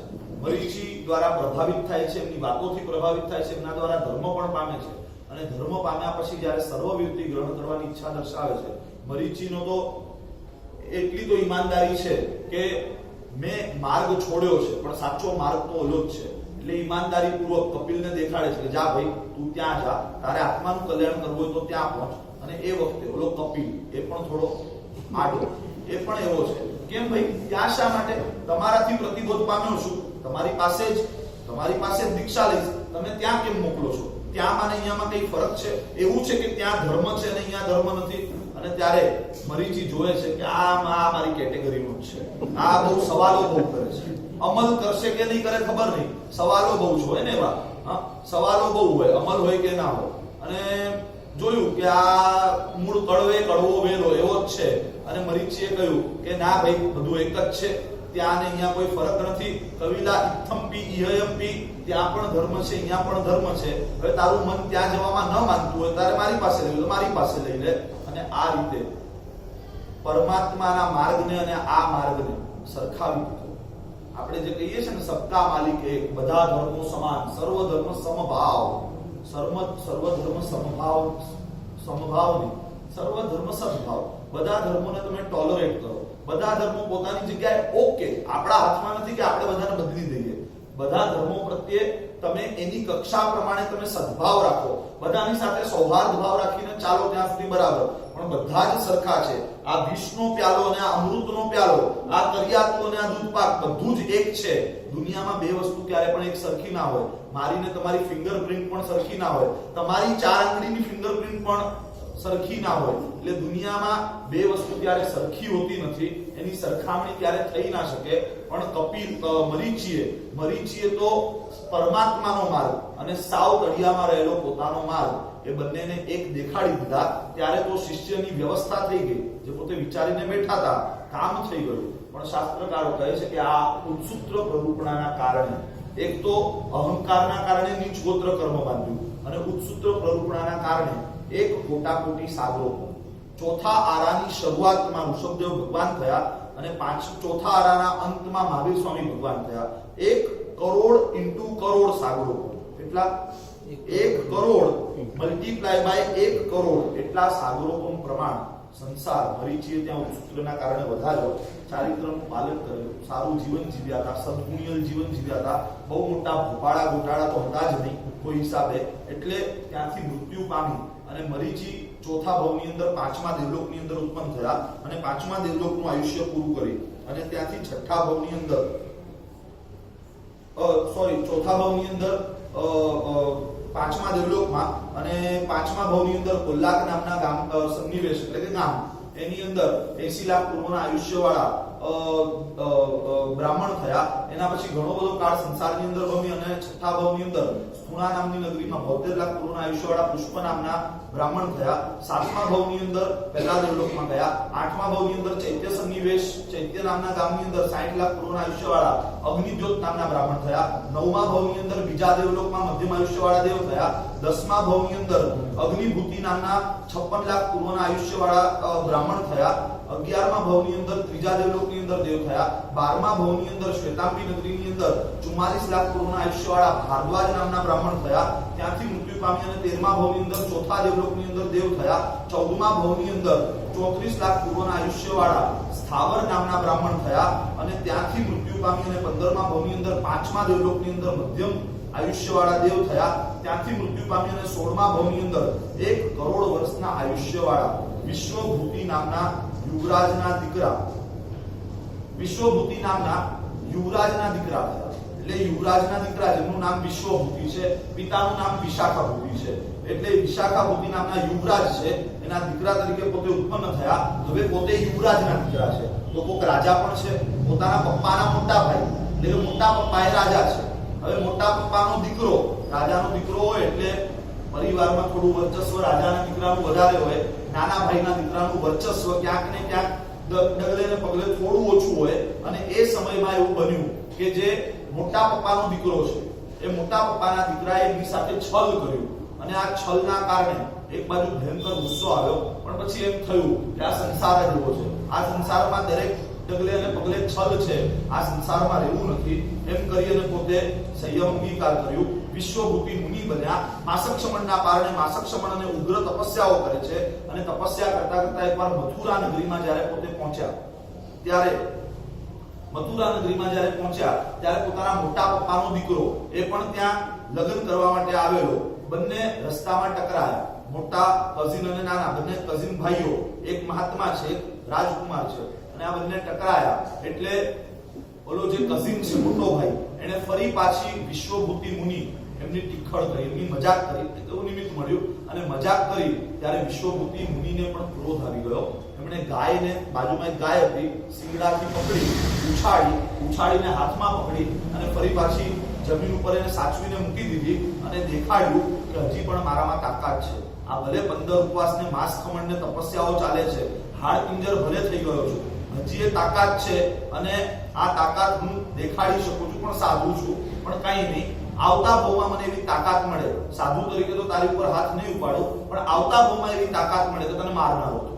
સાધુપણાત્મા આ નિયાણું કર્યું અને નિયાણું કરવાના કારણે આગળનો ભવિષ્યકાળ એ થોડો બગાડ્યો, પણ ચારિત્રનું પાલન કર્યું છે. એ શાસ્ત્રકારો કહે છે કે 17મા ભાવની અંદર 16મો ભાવ પૂરો કરી 17મા ભાવની અંદર 17 સાગરોના આયુષ્યવાળા મહાશુક્ર 7મા દેવલોકની અંદર દેવ થયા, ઉત્કૃષ્ટ આયુષ્યવાળા. 18મા ભાવની અંદર પોતનપુર નગરની અંદર પ્રજાપતિ રાજા અને મૃગાવતી રાણી એના દીકરા તરીકે 84 લાખ વર્ષનું આયુષ્ય છે અને ત્યાં ત્રિપૃષ્ઠ તરીકે એ જન્મ્યા. ત્રિપૃષ્ઠ આગળ જઈ અને વાસુદેવની પદવી પામ્યો અને આ અવસર્પિણી કાળના પહેલા વાસુદેવ, ત્રિપૃષ્ઠ વાસુદેવ, ભગવાન મહાવીરનો જીવ એ ત્રિપૃષ્ઠ વાસુદેવ થયો અને એ ભવની અંદર પોતે અનેક પ્રકારના યુદ્ધો કર્યા, આરંભ સમારંભ કર્યા, અનેક હિંસાઓ, રાજા હતા, 3 ખંડના અધિપતિ વાસુદેવ હતા, અનેક હિંસાઓ કરી, આરંભ સમારંભો કર્યા અને છેલ્લે એક બહુ મોટું ઘોર પાપ એવું કર્યું કે પોતે પોતાનું બસ મારી વાત તું સાંભળે કેમ નહીં, મારી વાત મેં કહ્યું તું સાંભળે કેમ નહીં. પોતે સૂતા હતા, શૈયાપાલક બાજુમાં શૈયાપાલક ઉભો હતો, સરસ સંગીત ચાલતું હતું અને ત્રિપૃષ્ઠ વાસુદેવે કહ્યું કે હું સૂઈ જાઉં, પછી આ સંગીત બંધ કરાવી દેજે, મને ડિસ્ટર્બ ના થાય, આ બંધ કરાવી દેજે. અને સંગીત ચાલુ હતું, ત્રિપૃષ્ઠ વાસુદેવ સૂઈ ગયા, પણ ઓલો શૈયાપાલક છે સંગીતમાં એવો ખોવાઈ ગયો, લીન થઈ ગયો કે સંગીત બંધ કરાવવાનું રહી ગયું. મીનવાઇલ ફરી પાછા વાસુદેવ ઉઠ્યા અને ઉઠીને જોયું હજી ચાલુ છે, ખબર નથી પડતી, તને કીધું તું બંધ કરાવવાનું, તને કહીએ તું સાંભળતો કેમ નથી. બસ આ અહંકાર, એક નાનકડી એક ઊંઘ એની અંદર ખલેલ પડી હશે અને એક નાનકડી આ જ વાત કે મેં તને કહ્યું છતાંય તે બંધ કેમ ના કરાવ્યું, ધગધગતું શીશુ મંગાવ્યું અને જીવતે જીવતા માણસના કાનની અંદર, શીશુ એટલે લેડ, એ ધગધગતું સીસું તાંબુ એનો રસ એના કાનની અંદર રેડાવી દીધો. એ માણસ ત્યાં મૃત્યુ પામ્યો અને અહીંયા વિપૃષ્ટ વાસુદેવ આ બધી જ હિંસાઓના પરિણામે એ ત્યાંથી મૃત્યુ પામી અને એ પણ 19મા ભવની અંદર 7મી નરકમાં ગયા. 20મા ભવની અંદર 7મી નરકમાંથી નીકળી અને સિંહ થયા અને ત્યાંથી પાછા મૃત્યુ પામી સિંહના ભવમાં અનેક હિંસાઓ કરી અને 21મા ભવની અંદર ચોથી નરકમાં ગયા. ચોથી નરકમાંથી નીકળી અને 22મા ભવની અંદર મનુષ્યપણું પામ્યા. આ મનુષ્યના ભવથી હવે એમની વિકાસ યાત્રા શરૂ થઈ. મનુષ્યના ભવની અંદર કંઈક શુભ કર્મો એનું ઉપાર્જન કર્યું. ત્યાંથી 23મા ભવની અંદર મહાવિદ્ય ક્ષેત્રમાં મુકા નામની રાજધાની, ધનંજય નામના રાજા, એની ધારિણી નામની જે રાણી છે, ત્યાં પ્રિય મિત્ર ચક્રવર્તી તરીકે પોતે ઉત્પન્ન થયા. ત્યાં ચારિત્રનું પાલન કરી 1 કરોડ વર્ષ સુધી અને 24મા ભવની અંદર ફરી પાછા 7મા દેવલોકમાં 17 સાગર પુણ્ય આયુષ્યવાળા દેવ થયા. 25મા ભવની અંદર જીતશત્રુ રાજા અને ભદ્રાદેવીને ત્યાં નંદન નામના રાજકુમાર તરીકે ઉત્પન્ન થયા. જ્યાં 25 લાખ વર્ષનું આયુષ્ય હતું. 1 લાખ વર્ષ સંયમનું પાલન કર્યું. એની અંદર 11,80,645 માસક શ્રવણ કર્યા. 20 સ્થાનક તપ દ્વારા તીર્થંકર નામ કર્મનું અર્જન કર્યું અને આ રીતે એને નિકાચિત કરી, ચારિત્રને પૂર્ણ કરી અને 26મા ભવની અંદર પ્રાણક દેવલોકમાં પુષ્પોત્તર અવતંસક નામના વિમાનમાં 20 સાગરોપમના આયુષ્યવાળા દેવ થયા અને ત્યાંથી હવે 26મો ભવ પૂરો કરી અને 27મા ભવની અંદર આ બ્રાહ્મણકુંડ નગર, આનું અનુસંધાન જોડવાનું છે. આપણું પ્રવચન ત્યાં અટક્યું અને વચ્ચે આ વાત આવી કે 27મો ભવ એમાં બ્રાહ્મણકુંડ નગરની અંદર ઋષભદત્ત બ્રાહ્મણ અને દેવાનંદા બ્રાહ્મણી એમના ઘરે દેવાનંદા બ્રાહ્મણીની કુક્ષીમાં એ ઉત્પન્ન થયા. તો ઇન્દ્ર વિચારે છે કે આવું ક્યારે બનતું નથી કે તીર્થંકરો ચક્રવર્તી બળદેવ વાસુદેવ એ આવા કોઈ પણ નીચ કક્ષાના કુળની અંદર આવે, પણ આ પહેલી વાર એવું બન્યું છે કે આવ્યા છે. પણ છતાંય એમનો જન્મ તો ક્યારે આવા કુળોમાં થાય જ, ભલે આવી ગયા પણ એમનો જન્મ તો ક્યારે આવા કુળમાં થયો નથી, થતો નથી, થવાનો પણ નથી. પણ અહીંયા તો આંખની સામે દેખાય છે કે ભગવાન આવા નીચ કુળમાં છે તો ઇન્દ્ર તરીકે મારો આચાર છે. ઇન્દ્ર તરીકે મારો આચાર છે કે ભગવાનને આવા નીચ કુળમાંથી સંક્રમિત કરી અને કોઈ ઉચ્ચ કુળની અંદર સ્થાપિત કરવા અને પોતે અધિજ્ઞાનથી જોવે છે કે આ જ ભરત ક્ષેત્રની અંદર, આ જ બ્રાહ્મણ કુંડ નગરની પાસે એક ક્ષત્રિય કુંડ નગર છે. એકચ્યુઅલી આખું કુંડપુર ગામ છે અને કુંડપુરમાં જ એક સેક્શનમાં જ્યાં બધે બ્રાહ્મણો રહે છે બ્રાહ્મણ કુંડ અને જે સેક્શનની અંદર ક્ષત્રિયો રહે છે એ ક્ષત્રિય કુંડ. એટલે દિગંબરોને ત્યાં તમે જો ભગવાનનું જન્મ સ્થળ વાંચશો તો કુંડપુર ગ્રામ લખેલું હશે. આપણે ક્ષત્રિય કુંડ કહીએ છીએ પણ કુંડપુર આખું એક નગર છે. એમાં બ્રાહ્મણોને ત્યાંથી ભગવાનને હવે ક્ષત્રિયોને ત્યાં જે સિદ્ધાર્થ રાજા છે અને એમની ત્રિશલા ક્ષત્રિયાની છે એમની કુક્ષીની અંદર સ્થાપિત કરવાના એવું ઇન્દ્ર નક્કી કરે છે. અને પછી પોતાના જે 7 સૈન્ય છે એનો એક સેનાપતિ જેનું નામ છે હરિણય ગમેશી દેવ. આ હરિણય ગમેશી દેવ એટલે શું? તો આપણા મગજમાં એવું ભરાયેલું છે. આપણે દેરાસરોમાં ઓલા પટ પણ બનાવીએ અથવા તો ચિત્રોમાં પણ જો આપણે જોયું હોય હરિણય ગમેશી દેવ એટલે એનું મોઢું કેવું હોય? હરિણય ગમેશી દેવ એટલે આપણે બસ સાંભળીને એનું ફિગર બનાવી દેવાનું. હરિણય ગમેશી દેવ એટલે હરણ જેવો જ હોય એટલે તો એનું નામ હરિણય ગમેશી છે. બરાબર? હરિણય ગમેશી દેવનું મોઢું હરણ જેવું નથી, આ એક દેવ જ છે. તો હરિણય ગમેશી નામ કેમ છે? એના નામની પાછળ એક રહસ્ય છે. હરિ એટલે ઇન્દ્ર, હરિ એટલે હરિ 63જી આવે છે ને? હરિ એટલે ઇન્દ્ર, નૈગમ એટલે આજ્ઞા અને એશી એટલે ઈચ્છનાર. ઇન્દ્રની આજ્ઞાને ઈચ્છનાર કે ક્યારે મારા સ્વામી મને આજ્ઞા કરે અને ક્યારે હું એનો અમલ કરું. હરિ નૈગમ એશી, હરિ નૈગમ એશી. હરિની એટલે કે ઇન્દ્રની આજ્ઞા, નૈગમ એટલે આજ્ઞા, એનો ઈચ્છુક કે મારા સ્વામી મને ક્યારે આજ્ઞા કરે અને ક્યારે હું એનો અમલ કરું, એ નામ ઉપરથી બન્યું છે હરિણય ગમેશી. આ કોઈ હરણ નથી, એટલું આપણે સમજવા જેવું છે. એટલે આ હરિણય ગમેશી દેવ જે ઇન્દ્રનો સેનાપતિ છે એ સેનાપતિને ઇન્દ્ર મહારાજા પોતે બોલાવે છે અને આખી જે ઘટના છે, આખી જે વાસ્તવિકતા છે બયાન કરે છે કે આવું ક્યારે થતું નથી, પણ આ વખતે જો થયું છે તો હવે આ મારો આચાર છે કે ભગવાનને લઈ અને આપણે કોઈ શ્રેષ્ઠ જગ્યાએ સ્થાપિત કરવા જોઈએ. તેથી બ્રાહ્મણ કુંડ નગરની અંદર જ્યાં દેવાનંદા બ્રાહ્મણી છે ત્યાંથી ભગવાનને સમૃદ્ધ કરી તેનું સંક્રમણ કરી અને ક્ષત્રિય કુંડ નગરની અંદર જ્યાં ત્રિશલા ક્ષત્રિયાણી છે એમની કુક્ષીની અંદર ભગવાનને સંક્રમિત કરો અને આ કામ પૂરું થાય બહુ જ નજાકતથી કરજો, બહુ વ્યવસ્થિત રીતે કરજો અને પૂરું થાય પછી ખાસ મને જાણ કરજો. એ વખતે હરિણેગમીશી દેવ બંને હાથ જોડી, બહુ સરસ અહીંયા વાત છે કે હાથ જોડી, તો એનો શબ્દ આપ્યો છે પરિગય્યમ 10 નમ શિષ્યાવતમ મથયજ્જનિ કટું. 10 નખને ભેગા કરી. 10 નખ ભેગા ક્યારે થાય? 5 આંગળીઓ ભેગી થાય અને 2 હાથ ભેગા થાય ત્યારે 10 નખ ભેગા થાય. એને ભેગા કરી હાથ જોડી માથું નમાવી અને ઇન્દ્રને કહે છે કે ઠીક છે એ રીતે હું કરીશ. અને ત્યાંથી પોતે ઈશાન ખૂણાની અંદર, ઈશાન ખૂણો એ શુભ માનવામાં આવે છે, ઈશાન ખૂણાની અંદર પોતે જાય છે અને વૈક્રિય સમુદ્ઘાત. આ એક એવી પ્રક્રિયા છે કે જેના દ્વારા શરીરની અંદર રહેલા જે પૂર્વના અશુદ્ધ પરમાણુઓ હોય, દેવનું શરીર આમ તો શુદ્ધ હોય, દેવના શરીરમાં પરસેવો, અશુચિ, ગંદકી કશું જ ના હોય, પણ જે પરમાણુઓથી એનું શરીર બનેલું છે એ ફ્રેશ પરમાણુ નથી, એ પહેલેથી શરીર એનાથી બનેલું છે. એટલે શરીરને ફ્રેશ પરમાણુ રિપ્લેસ કરવા માટે એક સમુદ્ઘાત નામની પ્રક્રિયા આવે. એટલે ઈશાન ખૂણામાં જઈ અને આ હરિણેગમીશી દેવ એ વૈક્રિય સમુદ્ઘાત કરે છે. એના દ્વારા શરીરના જે અનફ્રેશ પરમાણુઓ છે એને ત્યાં વિખેરી અને ફ્રેશ પરમાણુઓને એની જગ્યાએ રિપ્લેસ કરે છે. કેમ કે ભગવાનને હવે ધારણ કરવાના છે. એટલે વૈક્રિય સમુદ્ઘાત દ્વારા શરીરની જાડાઈ અને પહોળાઈ અને અસંખ્ય યોજન ઊંચો એવો એક દંડ એ પૂતગલોમાં, એ પરમાણુઓમાંથી બનાવે છે. પછી પોતે પોતાના મૂળ સ્વરૂપે આવી જાય છે અને મૂળ સ્વરૂપે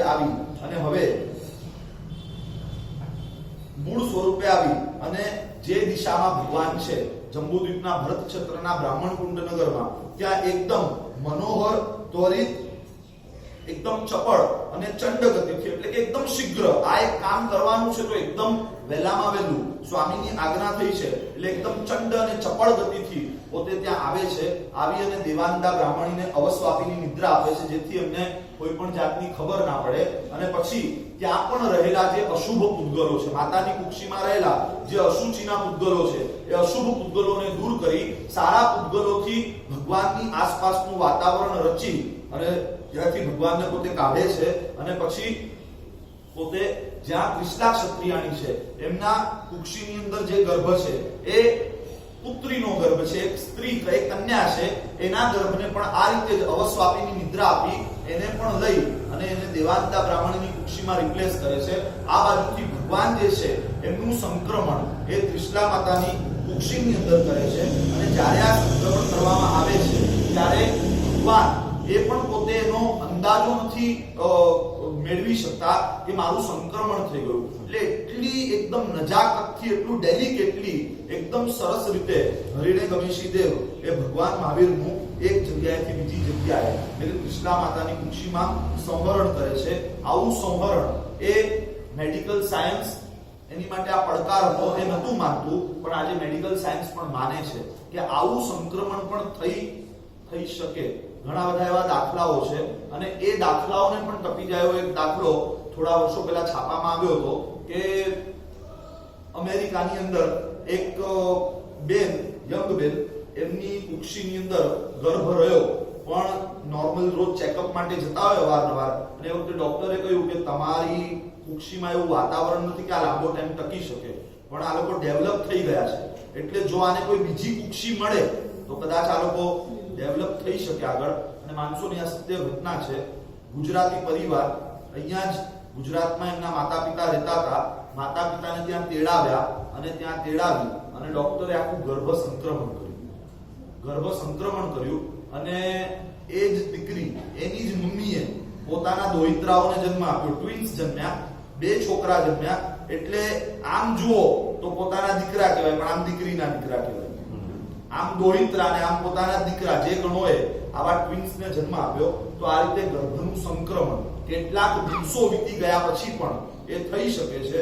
તો આ રીતે ગર્ભનું સંક્રમણ થયું અને જ્યારે એ થયું ત્યારે દેવાનંદા બ્રાહ્મણે 14 સ્વપ્ન જોયા છે આગલી થોડી રાત્રિઓ પહેલા, થોડા સમય પહેલા. અને એ 14 સ્વપ્નો જે હતા હવે જોયે છે કે ફરી પાછા એ 14 સ્વપ્ન એ કોઈક સ્ત્રી છે એ મારા 14 સ્વપ્ન હરી રહી છે, લઈ જઈ રહી છે, એવું દેવાનંદા બ્રાહ્મણીએ જોયું. એવું શા માટે થયું? આપણને સૌને ખબર છે કે આગલા ભાવમાં ત્રિશલા દેરાણી હુંતી દેવાનંદા જેઠાણી. દેવાનંદા જેઠાણી હતા, ત્રિશલા દેરાણી હતા, અને દેરાણીની રત્નની ડાબડી, એની જે રત્નની ડાબડી હતી એ રત્નની ડાબડી પોતે હડપ કરી લીધી, લઈ લીધી, અને પછી ના મેં તો લીધી જ નથી, મને તો ખબર જ નથી, બસ આ પથ્થરના રત્નો એ જે ચોરી લીધા, પુત્ર રત્નને ગુમાવવાનો વારો. કર્મસત્તા બહુ ચાલ્યું છે. એ કર્મસત્તા એ જોવે છે કે કોને કેવો રોલ આપવા જેવો છે. દેવાનંદાને તીર્થંકરની માતાનો રોલ ફળવાઈ ગયો, પણ એના પછી જોયું કે ના, આનું પરફોર્મન્સ, આનું આગળનું જે પરફોર્મન્સ છે ખરાબ છે.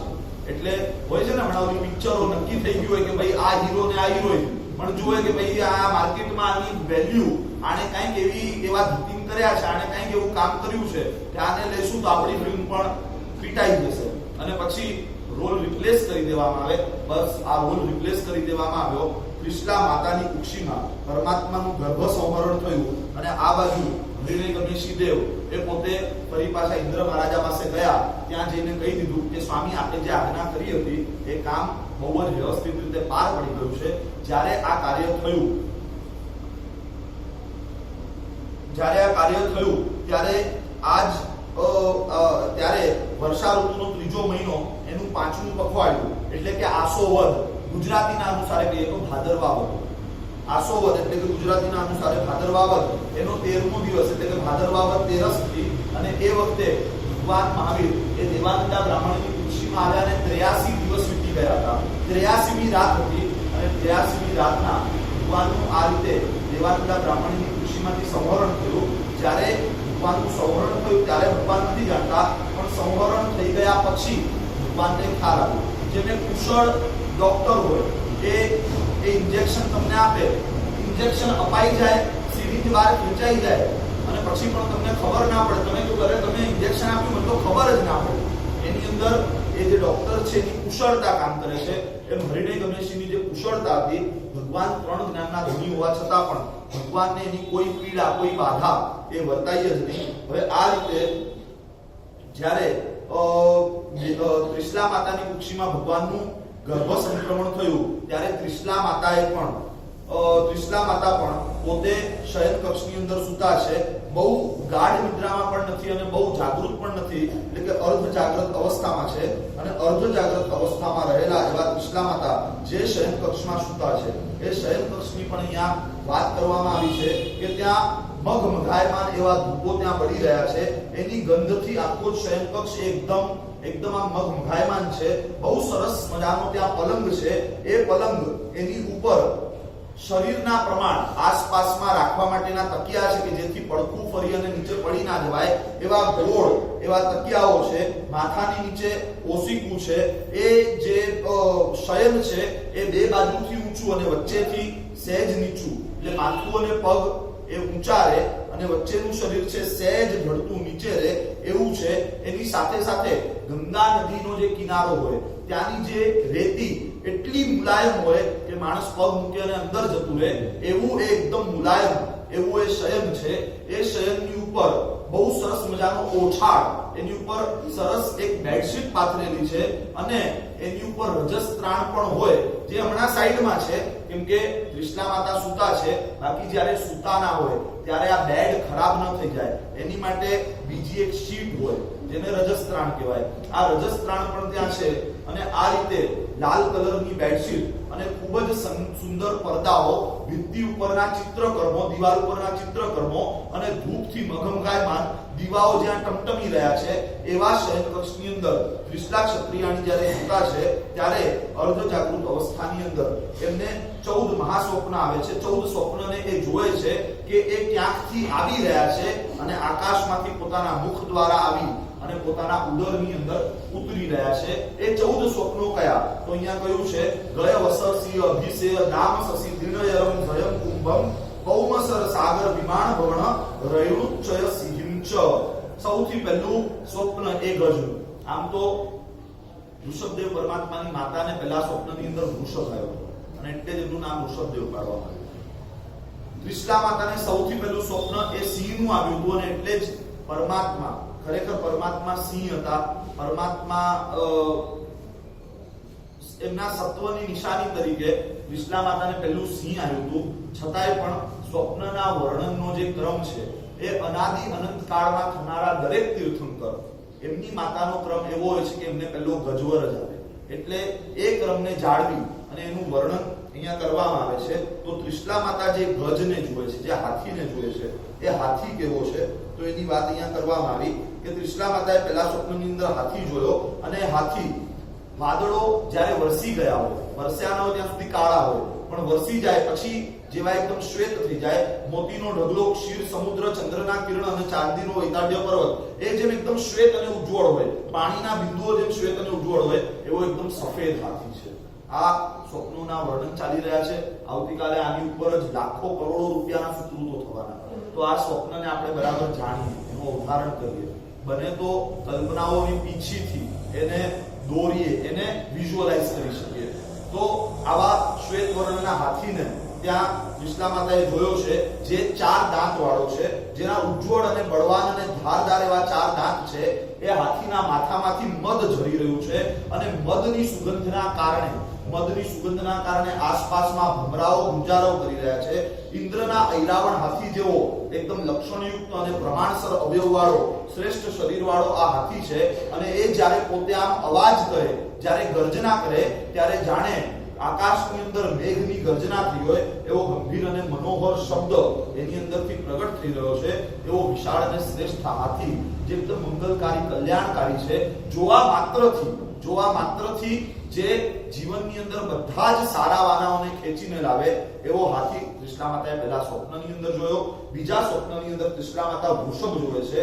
અને આ વૃષભ કેવો છે તો કે જેનું શરીર એકદમ સુંદર અને પુષ્ટ છે, જેના શિંગડા એકદમ ગોલ અને ધારદાર છે, જાણે એની ઉપર ઘી ચોપડીને માલિશ કરી હોય અને જેમ ચમકે એવા એ શિંગડા ચમકી રહ્યા છે. એ વૃષભ, એના જે નેત્રો છે એ ભ્રમર જેવા શ્યામ છે. અને આ વૃષભ જે છે એ પોતે શ્વેત વર્ણનો છે, એટલે કે એકદમ ઉજ્જવળ, દેહની કાંતિથી 10 દિશાઓને એકદમ શોભાવી રહ્યો છે. રોમરાજી એની એકદમ શ્વેત અને સુમાળી છે. એના હાડકા એકદમ સ્થિર છે, બાંધો એકદમ મજબૂત છે, શરીર માંસથી એકદમ પુષ્ટ અને દેખાવડું છે. શિંગડા મજબૂત, ગોળ, અતિ શ્રેષ્ઠ અને તીક્ષ્ણ છેડાવાળા અને ચમકતા છે. પણ છતાંય આ બળદ એ સ્વભાવે શાંત અને ઉપદ્રવને હરનારો છે. એ આખલા જેવો નથી. આખલો અને બળદ આમ તો એક જ વ્યક્તિ કહેવાય, થોડો ફરક હોય ખાલી, પણ એ આખલા જેવો ઉપદ્રવી નથી. એ બળદ છે, એટલે કે સ્વભાવથી શાંત અને ઉપદ્રવને હરનારો છે. અને આવા બળદને આકાશમાંથી ઉતરી મુખ દ્વારા પ્રવેશી અને ઉદરની અંદર જતા ત્રિશલા માતાએ બીજા સ્વપ્નની અંદર જોયો. ત્રીજા સ્વપ્નની અંદર ત્રિશલા માતાએ કેસરી સિંહને જોયો. કેસરી એટલે કલર નથી, પણ કેસરી એટલે જેની કેસરાઓ, જેની કેશવાળી, એના ઉપરથી કેસરા શબ્દ આવ્યો. જેની કેશવાળી એકદમ ભરાવદાર છે, એટલે એને કેસરી કહેવાય. એવો સિંહ જોયો. તો આ સિંહ પણ કેવો છે? સિંહ પણ સફેદ આવે. તમે જો જાણ્યું હોય, જોયું હોય ક્યાં, તો આવા સફેદ સિંહ આવે. તો એવો એકદમ ઉજ્જવળ એવો સિંહ છે, જેના પગના પંજાઓ એકદમ મજબૂત અને શ્રેષ્ઠ છે. ગોળ અને પુષ્ટ, એકદમ અંતરરહિત એવી તીક્ષ્ણ ધારદાર જેની દાઢાઓ છે અને મુખની અંદર શોભી રહી છે. મોઢું ખુલ્લું છે ને એમાંથી આમ દાઢાઓ એ ચમક થઈને બહાર દેખાઈ રહી છે. એવા જ લાલ કલરના એના હોઠ છે અને એનું તાળવું પણ છે, લાલ છે. અને એમાંથી બહાર નીકળતી જે જીભ છે, એ જીભ એકદમ લપ થતી જીભ છે. એ સિંહ જે છે એની આંખો પણ એકદમ લાલચોળ છે. અને લાલચોળ આંખો એ આમ આંખના અંદરના પ્રદેશની અંદર કીકીઓ ફરી રહી છે. જેમ સોનું હોય, સોનાને તપાવવા માટે મૂક્યું હોય. પુણ્યશાળીઓ બેસવું હોય તો બેસજો. ત્રીજું અને ચોથું બે જ સુપન છે. લક્ષ્મીજીને અવગણીને નહીં જતા, એના વગર નહીં ચાલે, બીજા બધા વગર તો તમારું. તો આંખની અંદર કીકીઓ એવી રીતે ફરી રહી છે જેમ સોનું તપાવવા માટે મૂક્યું હોય. વાળો છે, દીર્ઘ એની કેશવાળી છે, કેસરાઓ છે. એકદમ એનો સ્કંદ જે છે આ ઊંચો છે અને પછી આમ નીચે તરફ એનું શરીર ઢળી રહ્યું છે. અને એની જે કટી, એનો જે પેટનો આવો ભાગ છે એકદમ સાંકડો છે. આને લક્ષણવંતુ કહેવાય. આ પહોળું હોય અને પેટનો ભાગ પછી સાંકડો થાય. એવો સિંહ વળી પાછો કેવો છે? સિંહ તો છે પણ ક્રૂર નથી, ઘાતકી નથી, એકદમ શાંત આકૃતિ વાળો, વિલાસી ચાલ વાળો, જાણે કોઈ રાજા, જંગલનો રાજા, રાજાની જેમ આમ પસાર થતો હોય એવી એની ચાલ છે. મજબૂત નખ વાળો છે અને લટકતી જીભ વાળો એવો આ સિંહ, એને ત્રિશલા માતાએ આકાશમાંથી ઉતરી પોતાના મુખ દ્વારા ઉદરની અંદર પ્રવેશતો જોયો. અને હવે ચોથું સ્વપ્ન એ શ્રીદેવીનું સ્વપ્ન છે. શ્રીદેવી એટલે જેને આપણે બીજા નામથી બોલાવીએ છીએ લક્ષ્મી દેવી, ખરેખર શ્રીદેવી અને લક્ષ્મી દેવી જુદા છે, પણ બંનેના ગુણધર્મો એક સરખા જ છે. આ દુનિયામાં પૈસા કરતા પણ ચડે એને ધન કહેવાય. પૈસો અને ધન એ સમાનાર્થક શબ્દો નથી. પૈસા કરતા ધન ચડે, ધન કરતા લક્ષ્મી ચડે અને લક્ષ્મી કરતા પણ શ્રી. શ્રી એટલે ઐશ્વર્ય, બધા જ પ્રકારનું ઐશ્વર્ય. ખાલી ખિસ્સામાં રૂપિયા હોય તો તમે ધનવાન હોઈ શકો, પણ તમારા જીવનમાં બધું જ સારું હોય, તમારી બુદ્ધિ નિર્મળ હોય, તમારું શરીર નિરોગી હોય, તમારા સંબંધો બહુ સારા હોય, તમારો યશ, તમારી કીર્તિ એકદમ ચોખ્ખી હોય અને સાથે સાથે ખિસ્સામાં પૈસા હોય, એટલે જીવનમાં રહેલું બધું જ જ્યારે સારું હોય ત્યારે એને ઐશ્વર્ય કહેવાય, એને શ્રી કહેવાય, એને લક્ષ્મી કહેવાય. શ્રીદેવી અને લક્ષ્મી દેવી થોડા જુદા છે. આ શ્રીદેવી અને લક્ષ્મી દેવી એ બધાના નિવાસ સ્થાનો લગભગ એક સરખા જ હોય છે. શાસ્ત્રની અંદર એનું વર્ણન આવે છે. મોટી શાંતિમાં પણ તમે જો સાંભળ્યું હોય, ઓમ શ્રી રી ધૃતિ કીર્તિ કાંતિ બુદ્ધિ લક્ષ્મી આ બધી દેવીઓ છે. આ બધી અધિષ્ઠાયિકા, એક પર્વતની અધિષ્ઠાયિકા દેવીઓ છે. અને એમાં પણ આ જે શ્રી દેવી છે એમની અંદર એ બધા જ ઐશ્વર્યની દેવી છે, એ ધનની અને લક્ષ્મીની દેવી છે. અને સાથે સાથે આચાર્ય ભગવંતો જે સૂરી મંત્રનો જાપ કરે, એ સૂરી મંત્રની અંદર ત્રીજી પીઠિકાના પણ એ અધિષ્ઠાયિકા દેવી છે. એવા શ્રી દેવી, એમને ત્રિશલા માતા પોતે ચોથા સ્વપ્નની અંદર જોવે છે. તો એ શ્રી દેવી કેવા છે એનું વર્ણન કરતા પહેલા એ શ્રી દેવીનું નિવાસ ક્યાં છે એની વાત કરે છે. આ જંબુદ્વીપની અંદર ભરત ક્ષેત્રના સીમાડા જ્યાં પૂરા થાય એની ઉપર હિમવંત નામનો પર્વત છે. એ હિમવંત પર્વત સોનાનો પર્વત છે. 1000 યોજન ઊંચો, 1052 યોજન અને 12 કળા જેટલો એ પહોળો અને 100 યોજન ઊંચો એવો આ પર્વત છે. એના મધ્ય ભાગની અંદર આખો પર્વત અને પર્વતની ઉપર, જેમ આબુમાં તમે જોયું નખી તળાવ, એમ પર્વત ઉપર તળાવ, પર્વતની ઉપર તળાવ છે, સરોવર છે, જેને પદ્મદ્રહ કહેવામાં આવે. એ પદ્મદ્રહ એ 10 યોજન ઊંડો, 1000 યોજન લાંબો અને 500 યોજન પહોળો એવો આ પદ્મદ્રહ છે. એ પદ્મદ્રહ એનું જે તળિયું છે, એનું જે નીચેનું તળિયું સરોવરની અંદર એ વજ્રમય છે. આ સરોવરના મધ્ય ભાગની અંદર એક કમળ છે. આખું આ 1000 યોજન લાંબુ અને 500 યોજન પહોળું એવું આ સરોવર, 10 યોજન ઊંડું એવું સરોવર, એની વચ્ચોવચ્ચ એક કમળ છે. અને એ કમળ, એની જે નાળ છે એ 10 યોજન મોટી નાળ, એટલે ઉપરથી શરૂ થાય છે તળિયા સુધી 10 યોજનની સરોવરની ઊંડાઈ છે અને આખી 10 યોજનની એની નાળ છે. એ જ રીતે આ કમળ જે છે એ પાણીથી 2 કોસ ઉપર છે.